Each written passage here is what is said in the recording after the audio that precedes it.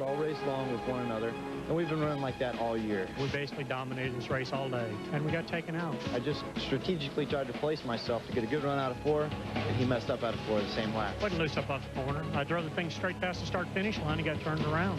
Just a tough deal. I hate for it to end that way, but we were able to walk away with the victory. That's just a very unethical way to win a race. That's the way he wants to win. That's no problem. We're going to Texas and we're going to California. Well, we're in Texas, and it's inevitable. We'll see the 2 and the 99 racing side by side, but Mike Wallace has trouble already. The clutch engaged itself, but will now not release itself. So while the points battle is at stake for that runner-up spot, Mike Wallace's night is starting off shaky. Championship, Greg Bentley. We're going to show up to win every race, run the best we can. We don't think about the points. Now the pressure's off. Now we can just race. We're going to show up to win at Texas. That's our only mission. The championship will mean even more this year because of what happened last year. First championship for Roush and first championship for Ford in the Craftsman Truck Series, and of course my first championship in the Big Three. I'm excited to celebrate Victory Lane, the championship. Greg Biffle doesn't have to win the race to win the championship, but he wants to. He wants to do it for himself because he's a racer. He wants to race hard for his team, most guys who have been with him since his crash-filled rookie season. And he wants to win for truck owner Jack Roush and take home his first NASCAR championship of any kind right here at Texas.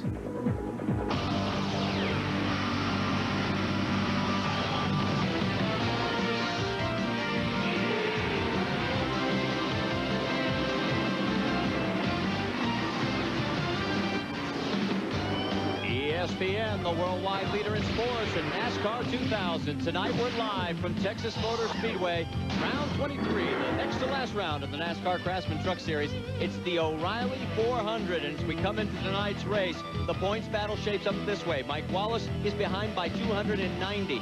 Greg Biffle only needs to have 185 or more coming out of here. He's the champion. To sum it up, look at the bottom of the screen. 27th or better, he clinches the championship. Let's take a look at our Mopar starting grid. The trucks are already out on the last warm-up lap without Mike Wallace, by the way. Brian Reffner and David Starr took the top 2 positions, and both broke the old track record. Biffle will start 3rd. And in this second group of 15, the truck to look at is Joe Ruttman. He'll start 25th. They were not happy with the power from that motor, and they did an unapproved engine change. Take a look at the final 6 spots. Carlos Contreras, the last in on time. Randy Renfro, the last provisional. Let's get an update on the 2 truck. Amy. Well, it seems as though something has just grinded itself apart. Now, something in the clutch area. They had the entire Ultra Bad Boys under there messing with the gear. It seems as though they fixed it enough to maybe push start him. They don't want to go a lap down, but it seems almost inevitable for Mike Wallace. And we've got 9 onboards. Of course, Mike Wallace is one of those. But Joe Ruttman, the first one in the Dana Dodge, he starts 25th, as we said. And here is Tolsma, number 25. He starts 20th in the Superguard Dodge.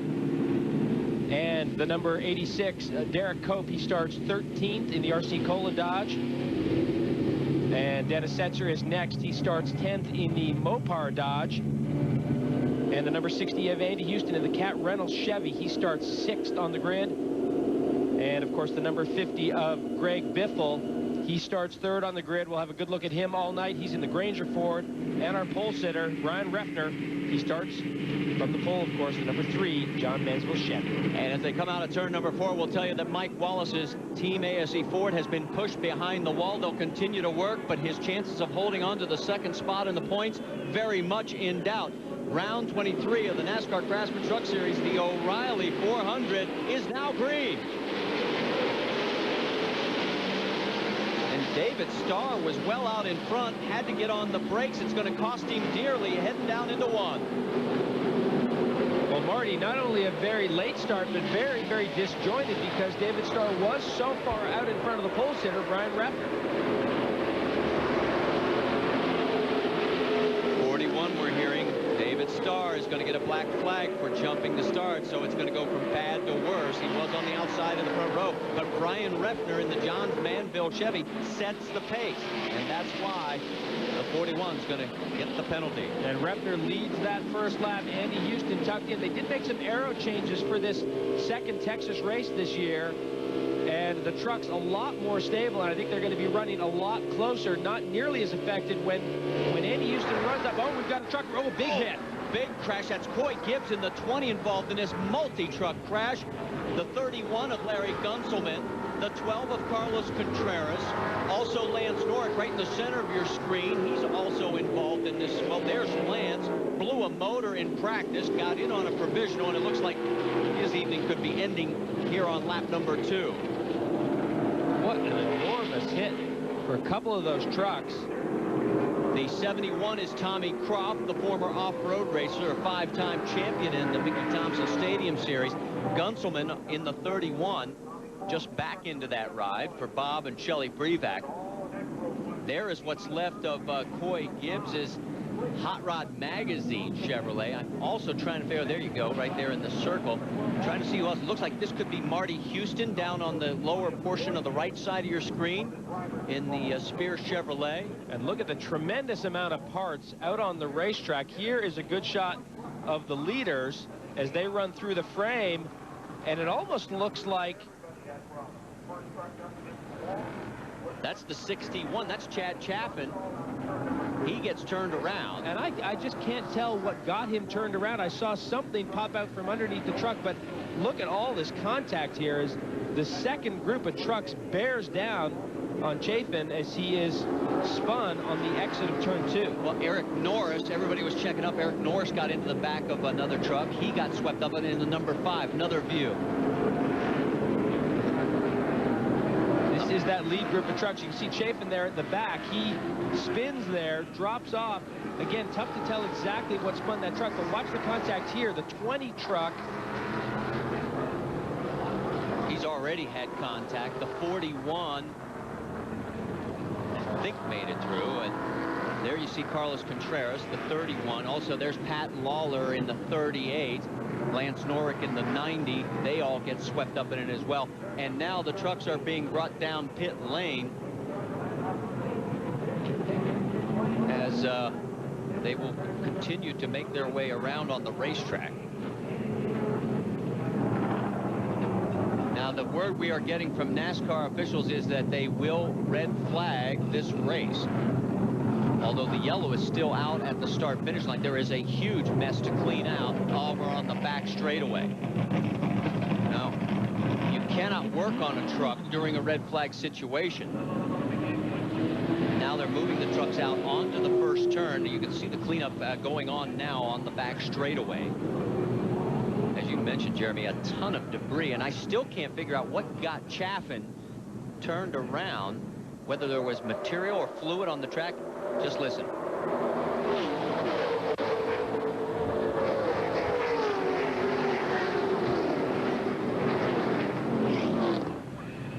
And then from our long view down in turn number 3, there's a B.A. Wilson in the 73 also involved in this. Boy, Coy Gibbs' truck took the hardest 2 licks. He gets swept up in it as well. Yeah, he had a couple of very hard hits. Of course, he was sitting 90 degrees to the racetrack, and there was one of the trucks that came through and pretty much cleaned the front of the truck right off. 71, that is Tommy Croft. He's okay. He's climbing out of his truck, but it looks like his night is over. There's a lot of fluid. Looks like the radiator has taken a hit. So Tommy Croft, who had his best run here in '97, finishing 14th in the Roland Racing Chevrolet, is not going to come anywhere close to that at all tonight.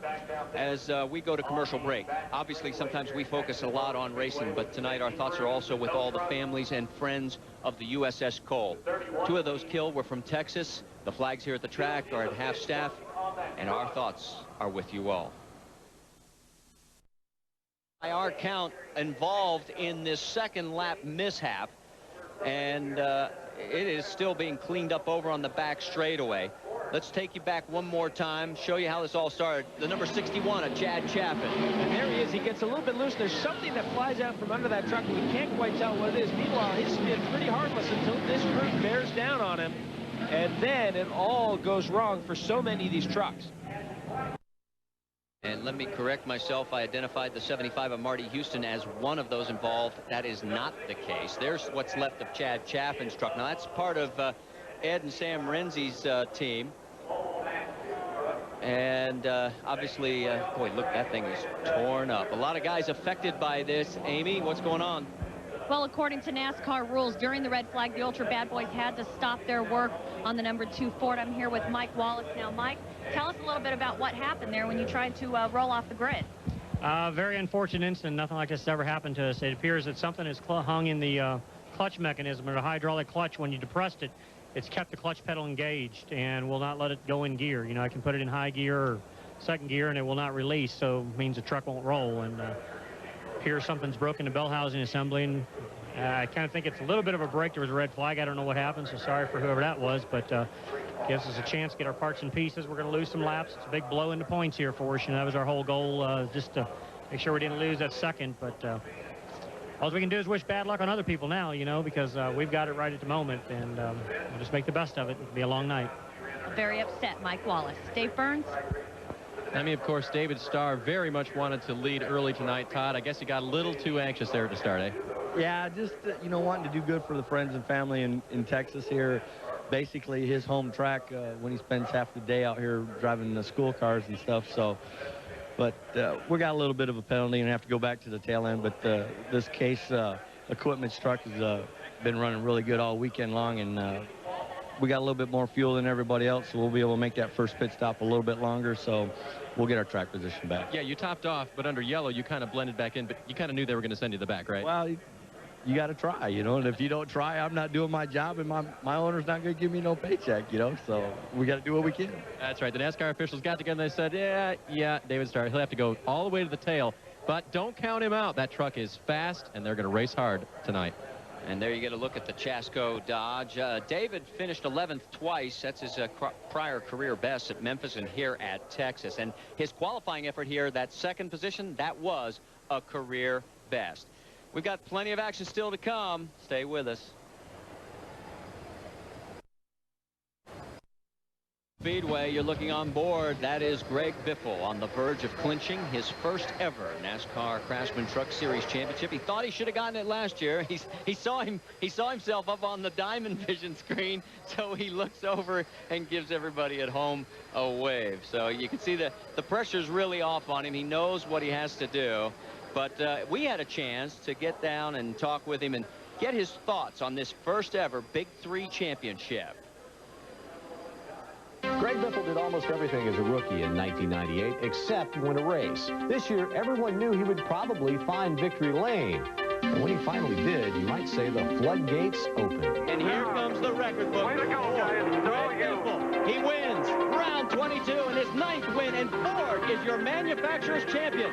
Then came the penalty for the unapproved part. All of a sudden, it was a 10-point lead, and now look at the Granger Ford. For the second time in the last 3 years, Jack Sprague has captured the NASCAR Craftsman Truck Series championship. Sprague won the title by just 8 points over Greg Biffle, who was penalized. Last year was fairly devastating, not getting a championship. I'm glad that this year, obviously, we're getting the opportunity to possibly win one. But, you know, it was just one of those things last year where I pictured, you know, winning Rookie of the Year and then coming back the next year and win a championship and then have a chance to defend my title. But kind of put that all behind me now and looking in the future. The beginning of the season started out a little bit slow. I was a little frustrated, but I knew it would turn around. I was concerned there for a little bit about 6 races in or 8 races in whether it was going to turn around, because we were running really well, but so was everybody else. And it's hard to gain on somebody when you're all finishing in the top 5 and you're over 100 points behind. Victory number 1 of the season, career win number 10. Great job, buddy. Yeah. It was exciting to get that first win at Pikes.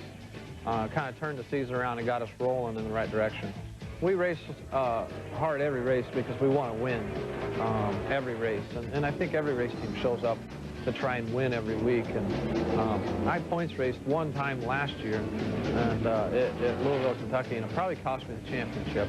I was careful, tried not to get into anybody and just tried to keep my space. And it was just chaos all the time, and I wasn't trading, painting in there, beating and bang with everybody else. And that probably cost me. So when we don't think about the points, we just let the race unfold how it unfolds. We think if we change our focus to something different, then we'll lose focus of what's happening, and then we get sidetracked.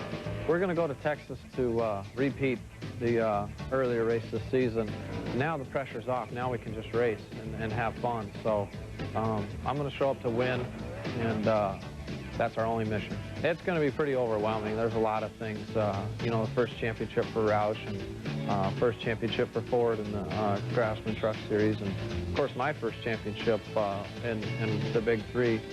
So there's a lot to. It's going to be exciting. It's the emotional finish probably at Texas.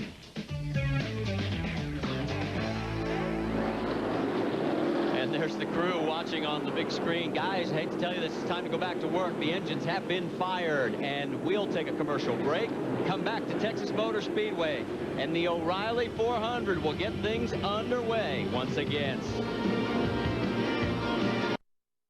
Of a lap from going back to green flag racing after having a red flag period. This is what started all. Chad Chaffin in the number 61 Ed Renzi-owned machine gets it turned around in turn 2, and then watch the chain reaction. A total of 12 trucks involved, 9 right now behind the wall. And what you've got there is guys checking up and trying to avoid that accident. And of course, there's guys bearing down on them from behind, and they just piled in. And boy, what a mess on the back straightaway. Let's go to Amy. She's got Chad Chaffin.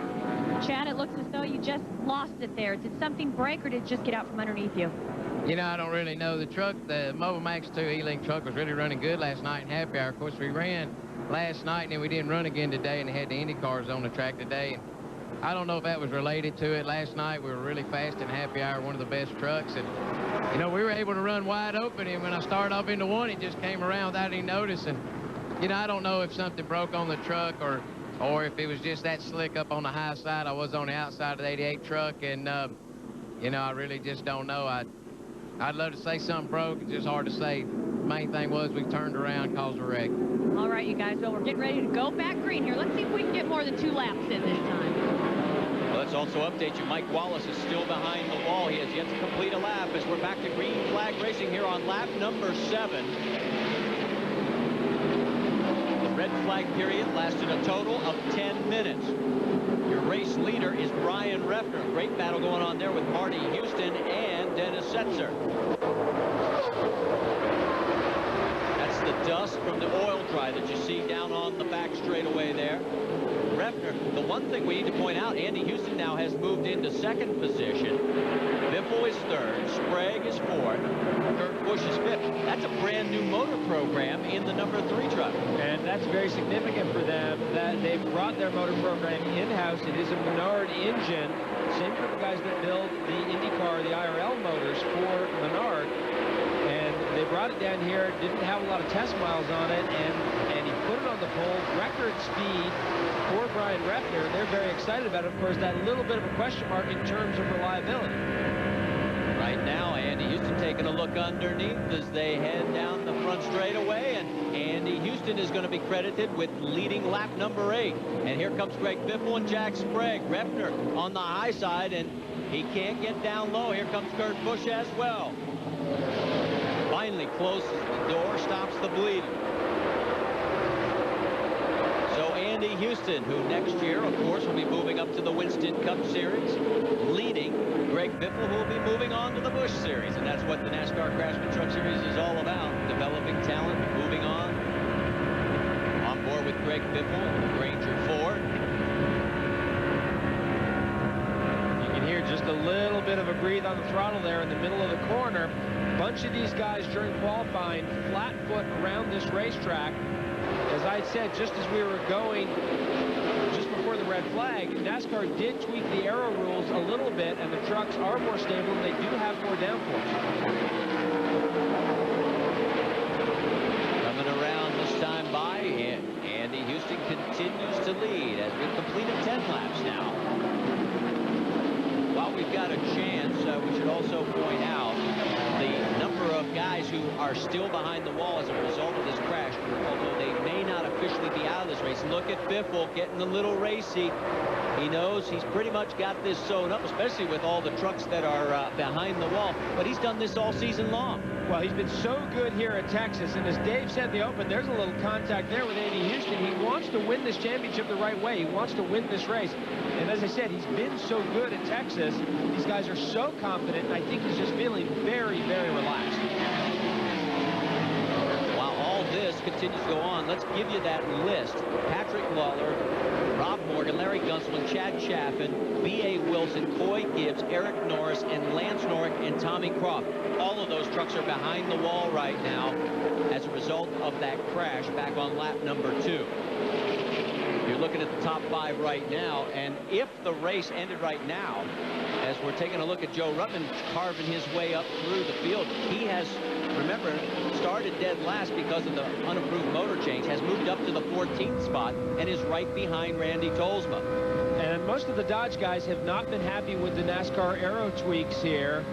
There you see Joe Ruttman on the move from 25th to 15th. Look at Rick Crawford from 29th to 18th. Now that's the official move, but obviously with Ruttman moving all the way to the back of the pack, he's done actually better, and that's Randy Tolsma right in front of him. Dave, you've got more? Marty, his guys told me that they were 7th in happy hour after qualifying 20th because they figured out what was wrong. The truck bottomed out during qualifying. They got too much downforce on a soft setup. And so when he went into the 3rd turn in his qualifying lap, it just bottomed out and he had to catch the truck. So they stiffened him up all the way around and they said, watch out, we're going to be good. So far, so good for Randy Tolsma and Joe Ruttman. Those two Dodge teams in lockstep there. Now we move further up front, all the way to the top 3, and Jack Sprague has moved around Andy Houston to take over the 2nd position. With Biffle in the lead, this is the 18th race that he has led this season. And right now, Andy Houston in that number 3 position, well, he would move up a spot in the points chase. In fact, with Mike Wallace still behind the wall, the guy in 5th, Kurt Busch, would move into 2nd place in the points. Stay with us. Along with Jeremy Dale, Amy East, and Dave Burns down in pit lane, and you're on board right now with Dennis Setzer. But don't forget about Sunday on RPM today at noon on ESPN2, and then at 9 o'clock Eastern, it'll be RPM tonight. Get all the latest in racing news on RPM Sunday on ESPN2. For more, log on to ESPN.com. To the battle up front, and you'll notice there's been a change for the lead. We can tell you, Jack Sprague, while we were in commercial break, it looked like Greg Biffle said, I think I need to let my tires breathe a little bit, and he allowed the GMAC Chevrolet to go by, and now Sprague moves into the lead, and he has now led 4 of the 20 laps that we've run so far, and it's our 4th lead change. And the most interesting part about this, you can see that's not a real tough pass, but Biffle wants to slot in here in front of Andy Houston. Watch Biffle's truck here. A little bit of aero wiggle right there coming off turn 4, and as stable as these guys have said these trucks are, that did not look particularly stable for Greg Biffle. Well, remember Biffle in the June race here, same distance, he led 120 laps, just dominated the thing, and so we sort of expected him to be good here, and of course with the pressure off as far as the championship chase, really we knew they were going to come loaded for bear. Let's go to the battle for 12th right now. That is Steve Grissom, Randy Tolsma, and Joe Ruttman. 3 in the Dodge camp running nose to tail. Grissom's had a bit of a long day. He tried to go all the way back to Talladega to qualify. Didn't make it in time. Got back on the plane. Made it back here just in time for the start of tonight's race. On board right now with Randy Tolsma. Hear him there having to breathe out of the throttle as he kind of sucked up on the back of Grissom as they come up onto the front straightaway. And there's a 4th Dodge, and that's the 41 there joining this battle. So 4 Dodges now nose to tail. That's David Starr. Now remember his penalty because of the red flag situation. He jumped the start of the race in the Chasco Dodge, so it would have normally been a stop and go. But as a result of the red flag situation, NASCAR just moved him to the back of the longest line, and that's where he started from, and has moved his way back up into the 15th position. And a bunch of the guys said, you know, we're not too happy with the aero changes as far as the Dodges go, but how can we complain about it? David Starr's up on the front row. Did a great job qualifying. And he is slicing and dicing his way through these guys right now. He's gotten past Ruttman, past Steve Grissom, and sets his sights for Randy Tolsma. right. Everybody was saying, you know, that 41 truck is running very well here at the track, and some of the other Dodges just don't seem to be able to find the right combination. In fact, right now, the top running Dodge is the 7th place truck of Dennis Setzer. Ruttman still on the back bumper as we go back on board the Dana Dodge. These guys showed up here. They had a motor in this truck they were not happy with. They felt they might have damaged it, overheated it. It wasn't making good power, and they felt they had no choice. You can see one of the bolts there that holds a little bracket that holds the windshield in. You can see it flapping there and potentially going to come out, which would not be a good situation. But they were not happy with that motor, so they pulled it. They knew that they would be better off having to go to the back of the field with an unapproved engine change than with a motor that may overheat and may just let them down. And I'm sure Fred Wanke's glad that you pointed that out on the video screen. Back to the battle for 4th right now. If you're looking at Kurt Busch, he has the position. On board now with Brian Refner in 5th. He wants it. Refner with his 2nd pole of the year, 5th of his career here at Texas, looking underneath, and he's going to take the spot from the Exide Ford. And the front 3 have checked out a little bit on these 2, about 2.3 seconds ahead. So quite a gap from the first 3 back to these 2 in the battle for 4th. Refner, the former Rookie of the Year in the series, and he's ahead of this year's Rookie of the Year. Kurt Busch has got it clinched. There's the battle for 2nd. In fact, there's your top 3, Sprague, Houston, and Greg Biffle.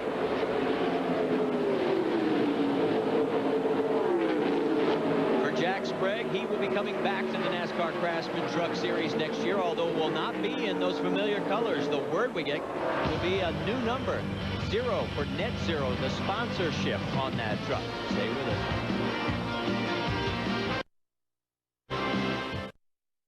Straightaway, that is Tony Roper in the Mittler Brothers truck, and it is torn up. Now there's flames coming out of the underneath side, and the window net is not down. That is the signal to officials that he is okay. Meanwhile, the other truck involved for sure was the 43 of Steve Grissom. There may have been one other one. You can see parts all over the front straightaway. It's our 2nd caution of this race, and still do not see that window net coming down on the 26. Roy Selby, the flagman, pace truck out, picks up the leaders. Are on the back straightaway right now as safety crews get onto the scene here. It's right near pit out. There's what's left of Steve Grissom's Dodge, and not been a great day for Steve. We told you about the cross-country trek to Talladega and back that turned out to be fruitless for qualifying, and now it looks like his day is over here as we have completed 32 laps of the 167 schedule.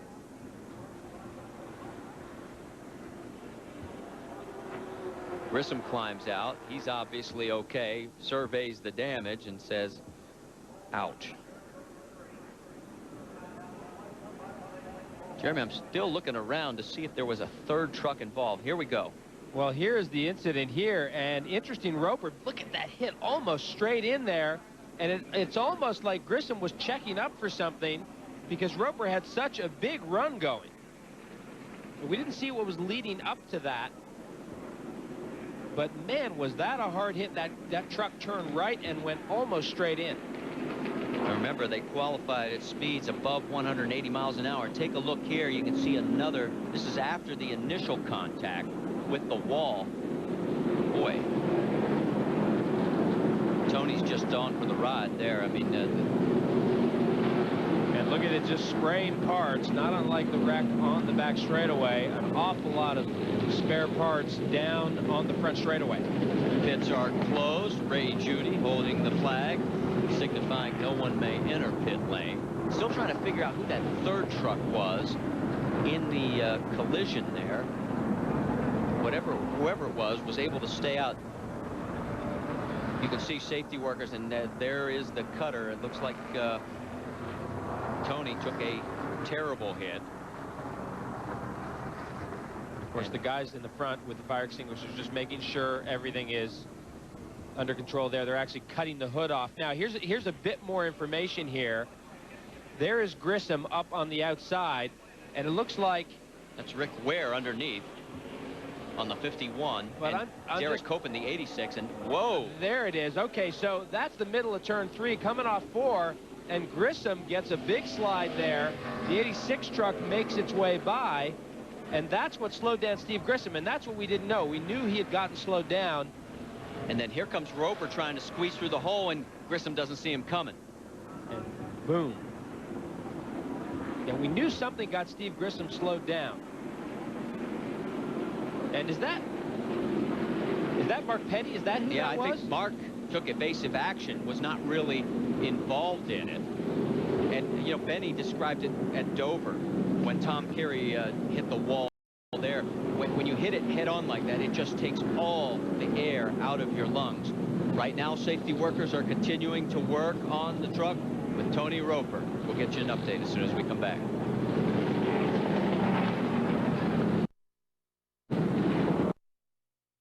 Holy smokes. You'll get him trying to go 3, 4 wide down the back stretch. Oh, he's loose. He's loose. Bill's got to make a kamikaze move on the inside. Ring about lost the back end.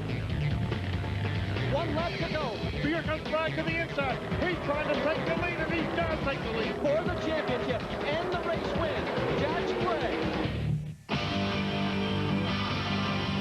That's what happened last year at California Speedway. What will happen this year at the Motorola 200? You'll be able to find out Saturday, October 28th at 4 o'clock Eastern Time on ESPN2. It'll be the final round of the NASCAR Craftsman Truck Series. For more, log on to ESPN.com. Back here at Texas Motor Speedway, we are under our second caution of the race. And the trucks will be making their way down through the pit lane. That is the safety crews working on Tony Roper's truck, trying to extricate Tony from the vehicle. He took a very hard hit into the front straightaway wall after contact with the 43 of Steve Grissom. Now, Tony in his 60th start here in the Truck Series, his best finish was second at Indianapolis Raceway Park back in 1998, and this was his 4th start here in the 2000 campaign, and we are all keeping our fingers crossed and hoping for the best for Tony Roper.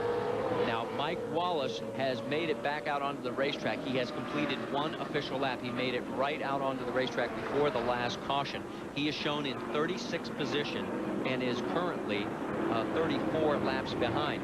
If the race ended right now, remember Wallace started with a 37-point lead over Kurt Busch for second. Well, take a look. Wallace would drop all the way to 4th. Busch would move into second. Andy Houston close behind, 15 points. And we would go to the final race with Jack Roush and the Killer Bees with a potential 1-2 championship finish. And that has been their goal all season long. So Mike Wallace has got a lot of work cut out for him. They are still working on Tony Roper's truck. We're going to take another commercial break. Stay with us here at the O'Reilly 400. Here at the O'Reilly 400, the ambulance pulling out. Tony Roper has been extricated from the truck. He is in that ambulance, and we still do not have an update on his condition. But to say the least, it was a very hard hit. And just everybody keep good thoughts, because that's what we need right now. And as soon as we get news or information on Tony's condition, we will certainly pass it along. Our second caution, like you see the trucks coming down through pit lane. Yeah, they are not open for pit stops. They're bringing them through here to help in the cleanup. There was a tremendous amount of fluid down the front straightaway there. You can see all the oil dry there on the left side of the screen, and so they need to clean that up, and they will probably blow it off with the jet dryer when they get a chance. That's why they're running these guys down through pit lane. You can see just they are loading the truck onto the flatbed. They did cut the roof off that truck to get Tony out. So again, it has been a very crash-marred event here. The record for cautions is 9. And that was back in June of 1998. We average about 5. This is our second, but it has been some of the worst contact that we have seen. And boy, that truck is just torn. Well, look at where the front wheel is. It's pushed back right right back to the door. So just a tremendous hit, as we knew. And at the medical center right now, there is the ambulance. Tony Roper inside, and the veteran of 60 NASCAR Craftsman Truck Series races. Amy, you have caught up with Steve Grissom. Steve, it looked almost like you had no place to go. What happened? Well, I was in 3 and 4 there and got tapped in the left rear and got loose, and just trying to get the truck gathered up. And from there, I don't know. You know, it's an unfortunate deal. I hate a lot of trucks got tore up. I hate it for these guys, but you know, hopefully we get the thing back out there and finish tonight. All right. Well, good luck to you in the Cup race.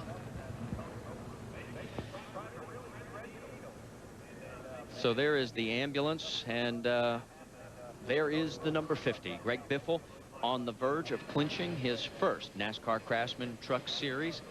And he only has to finish 27th or better to do that. And at the rate that the trucks are falling out of this race, as we take a look at the profile of a champion, he was the 1998 Rookie of the Year in 74 starts. Take a look at the statistics. 14 wins. That's almost 1 out of every 5 times he hits the track. The one that's really impressive to me, the top 5s. Over 50% of the time, 39 times, he's in the top 5. Well, and, you know, you look at the records down below. Most wins in a season in 99, most consecutive top 5s at 12. That's this year. Most money won in a season in terms of race winning so far. That is the 2000 season, so that number is not done. And, of course, he is the youngest, or he will be the youngest, NASCAR Craftsman Truck Series champion at the age of 30. And from here, he will move on to the Busch Series next year. And the man right in front of him, Andy Houston, of course, will be driving in the Winston Cup Series for Cal Wells' PPI team. We're still under our caution here. The second one of the race, Ray Judy may be opening the pits this time by. So if he changes that flag to green, that means pit stops will be able to occur. There is the 26 being loaded on the flatbed and being moved off of the racetrack. And there is Jack Sprague, currently the race leader behind the pace truck. For Sprague, the Chevrolet camp, you know, in 2000, Chevy has only 5 victories this year. They came in averaging 15. It's been a tough year for Chevrolet. Maybe Jack Sprague, who's had 5 DNFs this year, he may be able to get it turned around. Pits are open. You saw Ray Judy waving the flag. So we are going to get stops now, and we'll find out exactly who is going to be doing what, because we really haven't had that many laps of green flag racing. Remember, you can change 2 tires under caution in the NASCAR Craftsman Truck Series. Dave Burns, all yours. And leader Jack Sprague comes into pit lane. They're going to try to erase all the bad things they had happen to him last time here at Texas.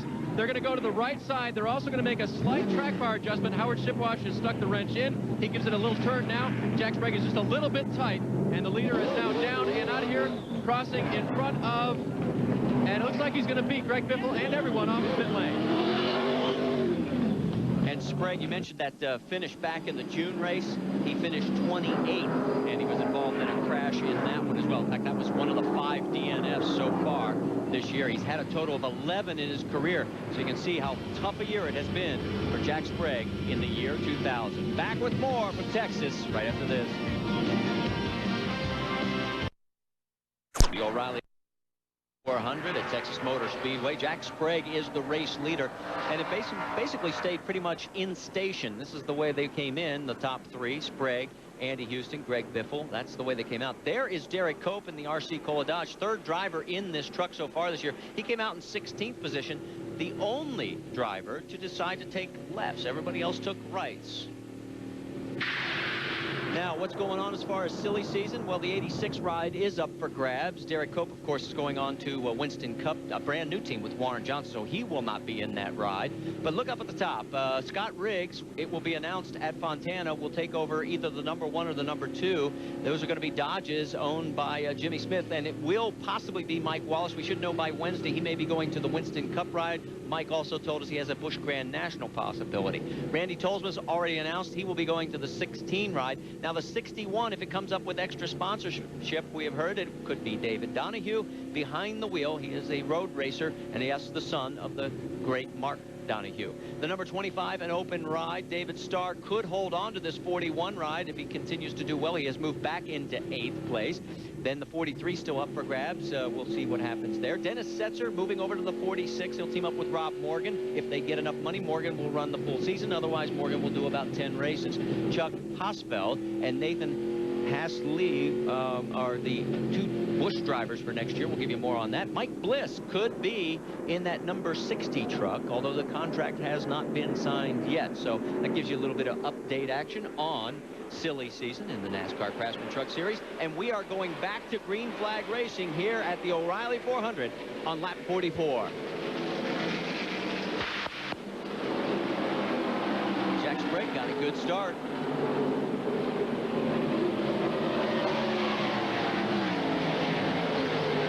Sprague, Houston, and Biffle pull away from the 4th place truck of Brian Refner. Jack Sprague has certainly not had the year he's wanted to have, and certainly to finish up with a race win or 2 from these last 2 races would be great for this team. Of course, that team, Jack Sprague, will be back with the Hendrick team, but they are going to run a 2nd truck next year, and the 24 is going to be taken over by Ricky Hendrick, who, by the way, is running here tonight, doing a great job in 6th position. So some changes coming for that team as well. Well, Sprague is currently 5th in the points championship. To give you an idea, he has 167 points out of 4th. I mean, that's how far back he is. And the only other time he finished this low in the championship was back in 1995, and that was a 5th place run. Other than that, he's always been either 1st or 2nd from 96 through 1999. And look at the end of that train. That is Ricky Hendrick in the number 17 truck. There he is. So doing a great job here in Texas. Yeah, the word is Ricky will take over the GMAC Financial Services sponsorship, and Net Zero will come on board for Jack Sprague. And there is Ricky. Has 3 top 10s in 5 races this year. He really loves this truck series. It's his 8th career start.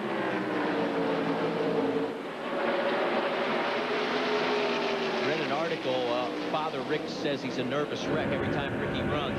There you go on board with Greg Biffle. He's going to take 2nd away from Andy Houston. And look who has tightened it up. Both Brian Refner in the number 3 Johns Manville Chevy as we go on board with Brian, and Kurt Busch right behind him. So we've got 5 trucks in this freight train. A puff of flame there out of the exhaust pipe of Andy Houston as he breathed out of the throttle up into 3. And of course, after these guys have made a pit stop, they have adjusted the truck. So not surprising to see Refner and Busch joining in. Hendrick now dropping off from this front 5 just a little bit. And Terry Cook in the number 88 is slowed. And all of a sudden, Jack Sprague, I looked up, he got loose coming out of turn 2, and he had to get out of the throttle, and everybody goes blowing by. So Andy Houston is your new race leader, and Refner gets underneath Biffle, and here comes Kurt Busch as well. So Biffle gets shuffled out of the play. So now we've had our 5th different leader, our 4th different lead change, and we still have 119 laps to go here at Texas Motor Speedway. And look at David Starr now sneaking into this equation as well. David Starr making a run up the inside of Ricky Hendrick, so he'll take over 6th place. Now let's go back and take a look at the pass for the lead. And there is Sprague. He gets, and that again, it could be a little bit of an arrow thing. It could be just a little bit of a wiggle coming off the corner, but look at these guys. They drive by him like he's standing still. And Biffle had to check up just for a moment also. That's what allowed Houston and Refner to come by as well. Now, the reason the Chevys are doing better, and every team will tell you this, NASCAR changed the aero package coming into this event. They allowed them to move that rear spoiler 1 inch further back on the rear deck, and also a few other changes. But that's really been the biggest change, and it has really helped those trucks. Well, you can see that rear spoiler is an 8-inch spoiler at 65 degrees. Everyone is running that same configuration, but the Chevy trucks, it's 1 further inch back. It's extended out an inch towards the rear of the truck, and that'll put that spoiler in cleaner air, which makes the truck more stable. Dave Burns, you've got more? Well, and a lot of this doesn't occur to you until you look at a Ford and a Chevy running together. The Ford rear deck beyond the rear tire line, so to speak, is so much longer than the Chevys. The Chevys are real stubby. So basically, the Chevy spoiler is now hanging off the back end of the Chevy truck, while the Fords have it sort of pushed up on the tail end. So it's more equalized now, but you really get a good look at it when you look at them side by side. Boy, I'll tell you what, David Starr is on the move. He has gotten around Greg Biffle. He is into the top 5. Andy Houston continues to lead. In fact, it's 2 Chevrolets up front, followed by the Ford of Kurt Busch. Stay with us. We come back to the O'Reilly 400.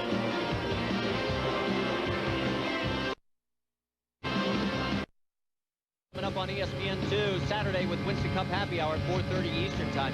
Then on Sunday on ESPN, it's the Winston 500 at 1 o'clock Eastern. And then back over on ESPN2, ARCA fans for the Winn-Dixie 300, 5 o'clock Eastern Time. That's all this weekend. For more, log on to ESPN.com. Back here at Texas Motor Speedway, Marty Reed along with Jeremy Dale, Dave Burns, and Amy East down at pit lane. You're on board with Dennis Setzer. He's currently running in 11th position, Jerry. Well, he just went by Joe Ruttman. I think Joe Ruttman, we had a little bit of a graphic up over it. I think Joe Ruttman might have got the wall. It was very close there coming off 4. That's when Setzer got around him. So Joe Ruttman now falling back to 11th, Setzer up to 10th. And Dennis Setzer, we mentioned as you look at Joe Ruttman, to put a period on Dennis, he is going to be moving next year, although he would neither confirm nor deny the report. But he is very loyal to Bob and Kay Keselowski, but they have lost their funding, a move that a lot of fans in the Dodge camp are not really happy with. But as we see the 41 of David Starr moving around Jack Sprague for 4th. So the top Dodge right now is in the hands of David Starr from right here in Fort Worth, Texas. Jack Sprague has sort of slid back after leading 31 laps of the first 59 that we have run. So Sprague maybe running out of some tire here as we move into lap number 108 to go. And there's Greg Biffle. He is trying to get back into this. Of course, at this stage of the race, Greg Biffle has a lock on the championship if he just stays right where he is, but he's made no secret about it, Jeremy. He wants to win this one. Well, no question about it. But certainly, of course, all these guys up front here did change right side tires on that stop, as you had said before. Derek Cope in the 86, the only driver to change left side tires during that one and only pit stop. So most of these guys on pretty even footing now. There is our leader, Andy Houston. Right now he leads by about a half a second over Brian Repner as we go on board. And Andy looking for his 3rd victory of the season. He won at Homestead and also at Portland. Lap 31:45, that's better. While Andy continues to motor around, we will let you know that the Life Flight helicopter has taken off. In fact, there you can see inside is Tony Roper. He is being evacuated to the hospital, so we will get another update for you as soon as possible. A hard contact on the front straightaway wall. Keep our fingers and prayers for Tony. Moving back a little bit further now, that is Brian Repner. Now, Repner, 112 starts now in the NASCAR Craftsman Truck Series. He's still looking for victory number 1. He's in 2nd place. And one of the few teams in the top 10 that is carrying over to the 2001 season without any significant changes. The other one is the Dana Dodge team with Joe Ruttman, but Brian Repner very, very excited about 2001. John Menard's son, Paul, who's been running the Remax Series, may do 2 to 3 truck races next year in a second John's Manville Chevrolet, but you're right, this is one team that's pretty much staying intact for 2001. Moving back to Kurt Busch, boy, forget that. He isn't going to be around. He's already run 3 Winston Cup races. And Busch coming off, of course, that nice run at Charlotte where he came home in 13th position. This guy is such a natural race car driver. He just loves to drive. He loves to win. He does not take no for an answer. Certainly, we've seen him get involved with Mike Wallace. They seem to be like magnets this year. They always seem to find each other. They haven't done it tonight yet, but I wouldn't be surprised if they do before the night is out. Well, and Kurt, you either love him or you hate him if you're the fans. I mean, he has made no bones about it. He comes to race, and he plays rough. And here we go, battle for the race lead. You've got underneath in the number 3. That is Brian Refner, our pole sitter. And here comes Busch trying to draft right through. Not going to be able to make it happen because of lap traffic. There is John Menard, and he sees his truck go back out into the race lead. 31.70, leader 31 flat. Can't tell whose radio we're tapped into there. Andy Houston is who we're being told now, so they're giving him lap times. They're running a 31.7 right now in Andy's truck. The race leader ran a 31.4, and we're on board with Brian Refner. And there is your top 4 running nose to tail, pretty much. David Starr not too far off this battle for the top 3. So Refner must have made some adjustments during that pit stop, because he's obviously very happy with that truck.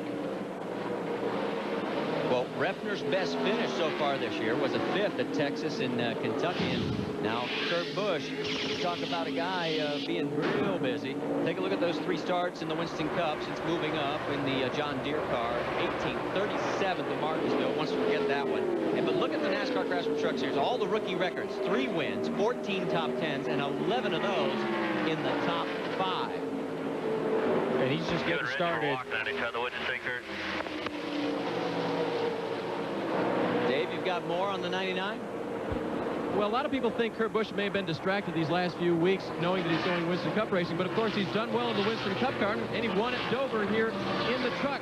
But the guys tell me that the guy who's really stepped up for him is Jesse Walker, his gas man this year, and a guy that's raced with him for his 7-year career. He's really hoping that Jesse will get to go cup racing with him and keep that intact. But Jesse himself has really stepped up, according to crew chief Matt Chambers, taking care of a lot of the day-to-day duties as Chambers starts to think about Winston Cup racing. And that's the thing, is that the changes in the Roush team are going to be so extreme for 2001. New crew chiefs, new drivers, and I think a real advantage for Kurt Busch is that he had Greg Biffle to help him. Greg Biffle had done so much in 1999. You can see David Starr now up in the 3rd position. Greg Biffle has really helped Kurt Busch in so many ways, and it's going to be a very interesting Roush team in 2001. Well, take a look at David Starr. The highest finish he's ever had was 11th prior to this. He's up to 3rd. It could be a great night for him. Stay with us. NASCAR Craftsman Truck Series. You're on board at Texas Motor Speedway with Brian Refner. He is the race leader, looking for his first career victory. The former Rookie of the Year in the Johns Manville Chevrolet has about, it's a very small lead. It's only about 4 truck lengths over Andy Houston. 3rd place is David Starr. 4th is Kurt Busch. There is Greg Biffle on the verge of clinching his first ever NASCAR Craftsman Truck Series championship. Jack Sprague right behind him, last year's champion, surrendering the crown grudgingly. Well, of course, the fight between these two last year was just titanic, and you know, I really feel that Greg Biffle feels that championship was taken away from him on a technicality. And of course, Jack Sprague and his team would argue that fair is fair, and they won it fair and square. And of course, what a battle it was all year long between those 2 trucks. Now we're zooming in on the 17 of Ricky Hendrick, currently shown in the 7th position. As we said, Ricky has done very well in this NASCAR Craftsman Truck Series in his limited number of appearances. He will be making the full tour next year.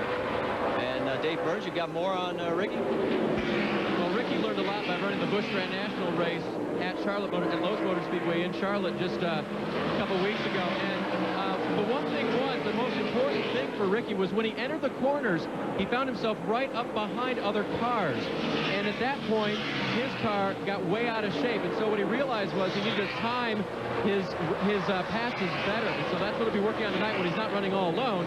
He'll be trying to catch trucks going into the corner and pass them before or after the corner. Well, Brian Refner is in trouble. All of a sudden, he has slipped back to third. Andy Houston and David Starr have gotten around him. And the guy that wants to lead this race the worst is David Starr. Make up for that small mistake at the beginning. Remember, he got black flag for jumping the start. Went to the back of the lead lap. And has worked his way back up to second. That's Brian Refner's radio we were listening to there. So David Starr is really the one that's going to want to lead this race. Let's get more on Refner's situation. What's happening, Dave?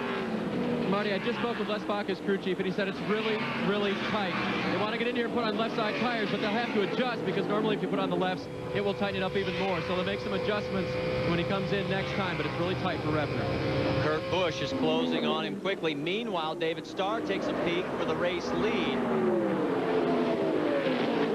At Dover, if you remember, Kurt Busch went from last place to first. Maybe David Starr remembers that page and is trying to duplicate it. Well, the guy that's benefited from this more than anyone else is Greg Biffle, because there was definitely a gap between Busch and Biffle, and look at where Biffle is now. On board with Greg Biffle. Whoa, whoa, whoa, Biffle's in trouble. Biffle has hit the wall hard. Turn 2, Greg Biffle, the Granger Ford. What happened? Greg, are you okay?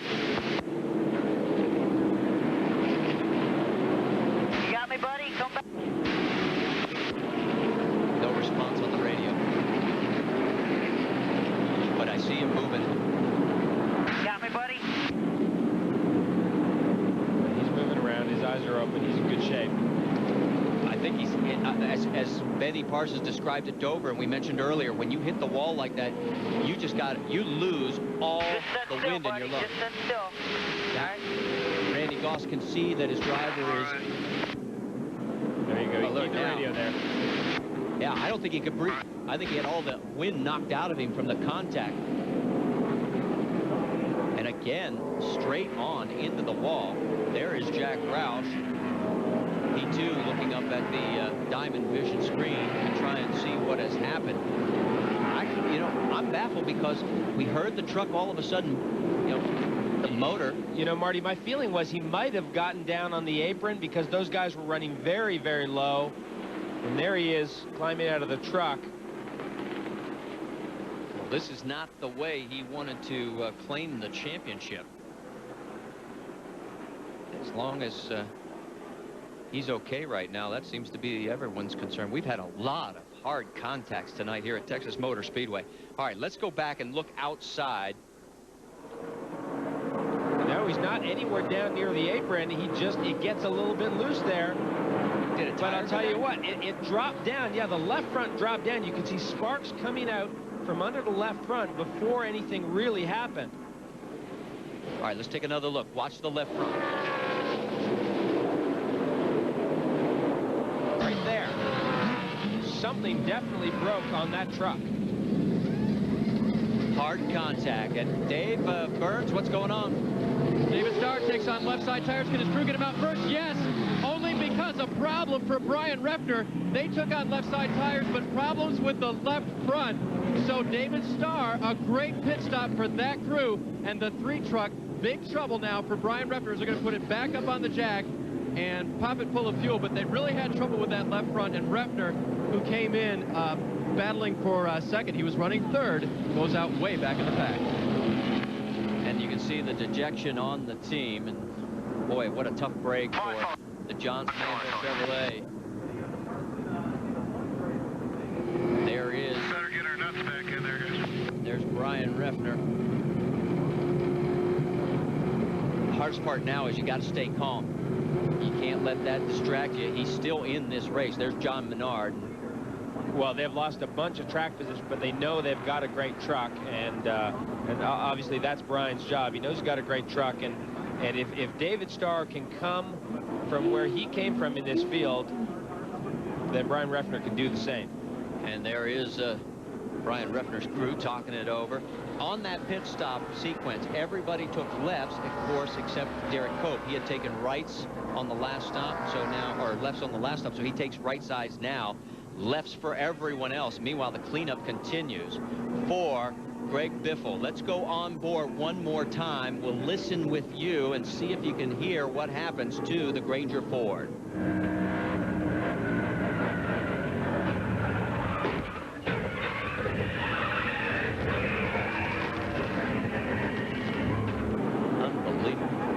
This would be the second DNF of the year. The last one, the only other one, came at Daytona for Greg Biffle. Had contact with, of all people, his Killer Bee teammate back then, Kurt Busch. So this is our third caution of the evening here at Texas Motor Speedway, and so far we've had 17 laps under caution, plus one red flag period that lasted 10 minutes. And I guarantee you, this is not the way Greg Biffle wanted to clinch his championship, but it looks like he mathematically will still have that happen because of the problems that befell Mike Wallace. Mike Wallace is probably right now really just kicking himself. Take a look at how they came in and how they went out. Andy Houston drops a couple. David Starr picks up the lead, and look at Refner all the way back to 12th. All right, we'll get it all sorted out for you and go back to green flag racing here at Texas Motor Speedway at the O'Reilly 400. Stay with us. A lot more racing still to come. O'Reilly 400, our third caution for Greg Biffle, our points leader and soon-to-be champion, as the Granger Ford is on the back of that wrecker and making its way back towards pit lane after hard contact with turn 2 wall. Let's take another look. Watch the left front. Yeah, watch the left front. He gets a little bit loose right here, and it's hard to tell from this far away if that front's gone down. But look at right there, and the sparks from the left front. And at this point, Greg Biffle is just a passenger. Big hard hit, and then look at how airborne the truck is right there. And Greg Biffle lucky not to slide down the racetrack and get collected by other trucks. Remember, he was very close to the front of the field at that point. Here's another look. A little bit loose right there. Very loose, actually. And then that left front. I think it was starting to go down. And then all of a sudden, you know, where the sparks happened, it got down to the point where it could make contact with the pavement. And yeah, it made contact with the wall. Wow, quick. It's amazing how high that truck went up off the ground. There's what's left of it on the hook, making the way back towards the garage area. A lot of torn up sheet metal tonight at Texas Motor Speedway. And Greg Biffle, the latest, paid one of the highest compliments today by Joe Ruttman. Joe said, we were talking about who's the best driver right now. He said, without a doubt, it is Greg Biffle. Amy, you're with Jack Roush?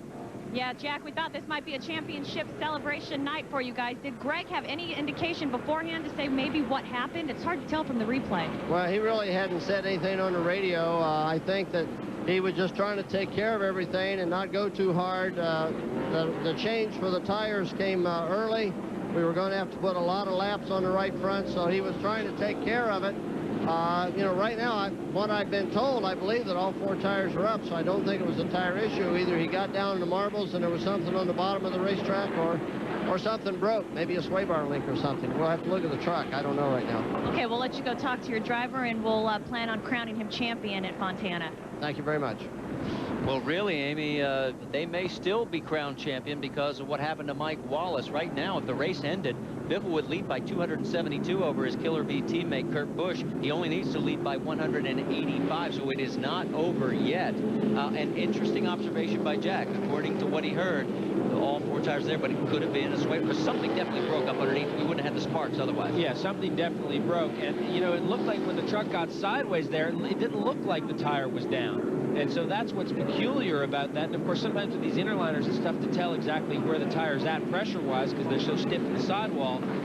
But certainly something let go on that truck. That was not a driving mistake by Greg Biffle. Well, we are still under caution here. We have passed the halfway mark. We have completed lap number 85 of 167. And we'll see if the lights go out on the pace truck. Yes.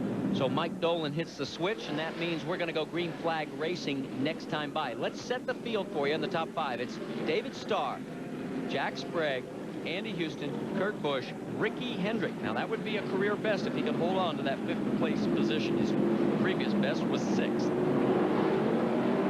And for David Starr, to say the least, if he could win this race, it would be amazing. Now you heard Jack Roush talk about California. Now, if we don't crown him here, we'll crown him at California Speedway. That is Greg Biffle at the Motorola 200. Saturday, October 28th, 4 o'clock Eastern Time over on ESPN2, the final round of the NASCAR Craftsman Truck Series. For more, log on to ESPN.com. On the backstretch right now, put yourself in David Starr's position. Prior to this, your best finish has been twice that you managed to come home in 11th. You're on your home track. You got 40,000 laps here because you run a racing school.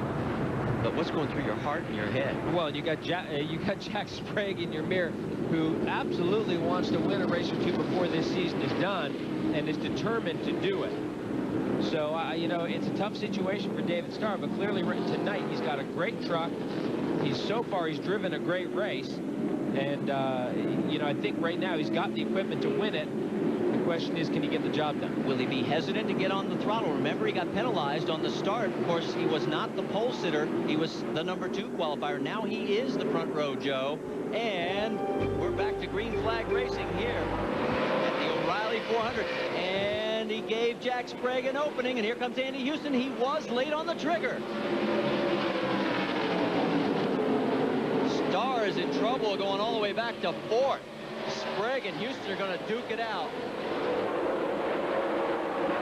Sprague gave Houston a lot of room there with all that oil drive from where Biffle's crash occurred. And Andy Houston has the lead. Sprague 2nd, Kurt Busch 3rd, and then David Starr 4th. With Ricky Hendrick not far behind Starr.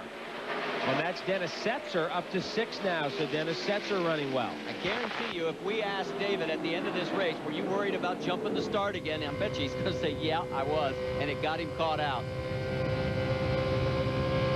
On board right now with Dennis Setzer in the Mopar Dodge. Currently running in the 6th position. Team owners Bob and Kay Keselowski looking for sponsorship after Dodge announced they would not be back with this team next season. And quite frankly, not a lot of folks in the garage area were real happy with that. They felt that Bob and Kay did not get the fair shake on that after all the dedication and work that the team put in. Meanwhile, the race goes on, and here comes Ricky Hendrick underneath Kurt Busch. Not going to get it done this time. Got to back out of the throttle just a touch. Meanwhile, the battle for the lead's getting hot and heavy. Jack Sprague has got around to Andy Houston, and so has David Starr. Starr's got the best truck out there right now.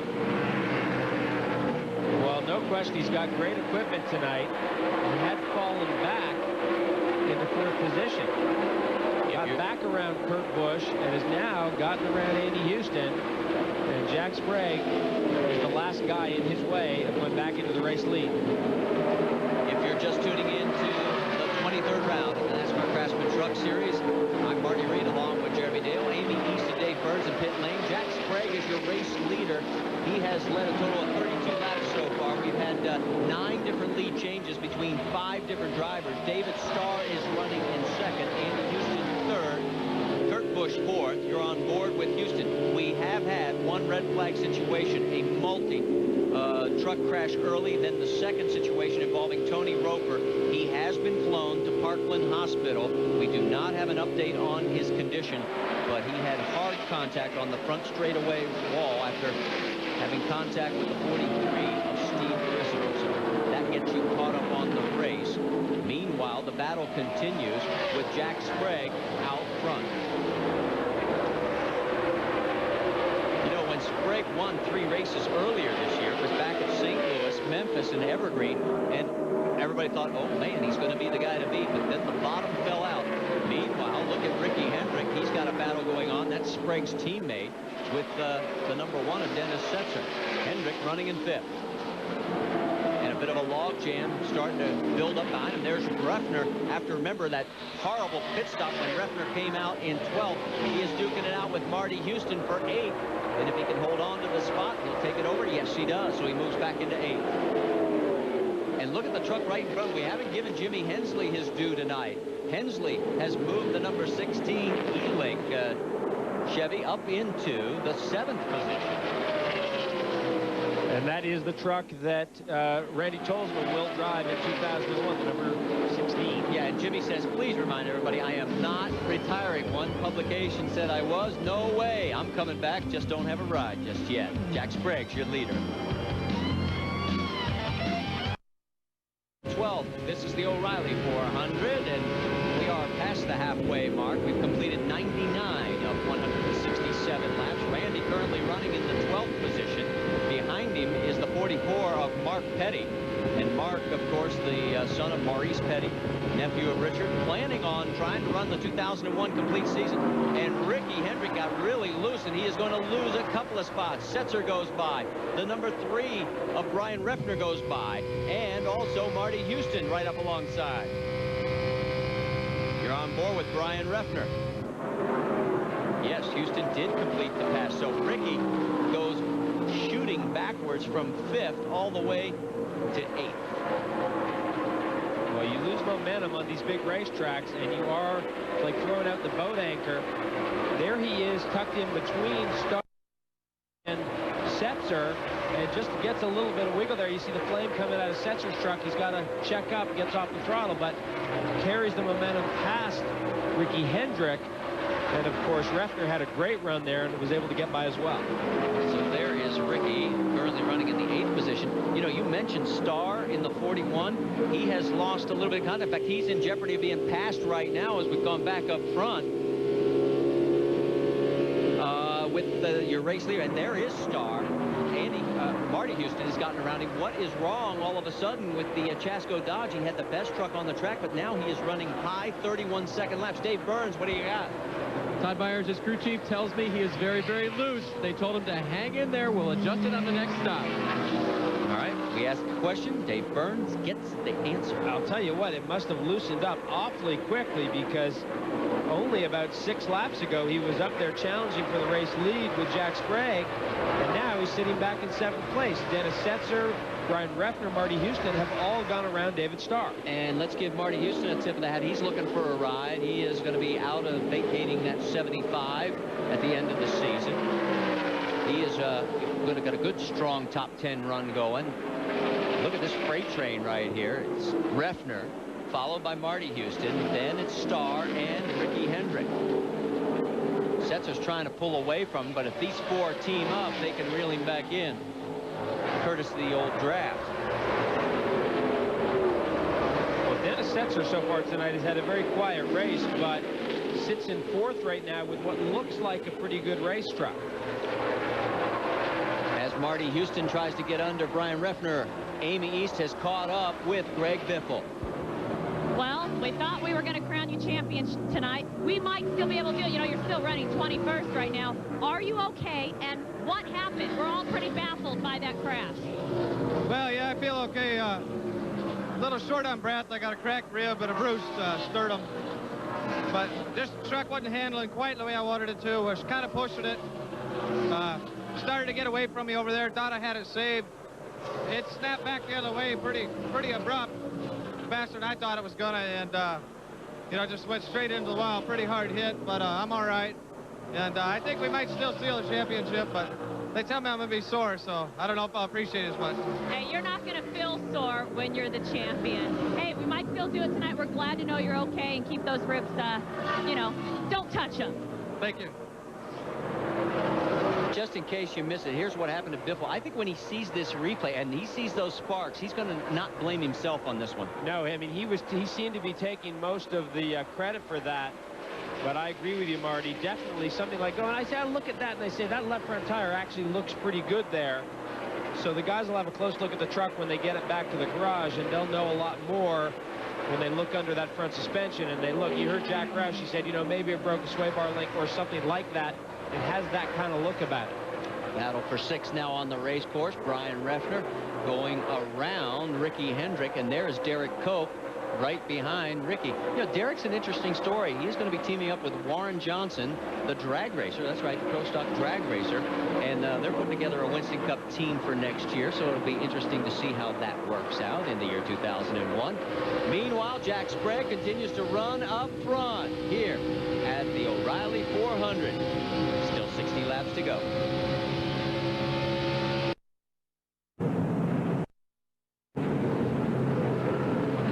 Andy Houston in the middle. Your screen is going to take on right side tire, make an air pressure adjustment, and rip off one of those windshields. Dave Burns. Maybe Jack Sprague is going to take on right side tires. No wedge adjustment or track bar. They may make an air pressure adjustment. Kurt Busch is going to take on right side tires. He was a little bit tight. They're going to put a little bit of pressure in the right rear, and he wins the race off pit road.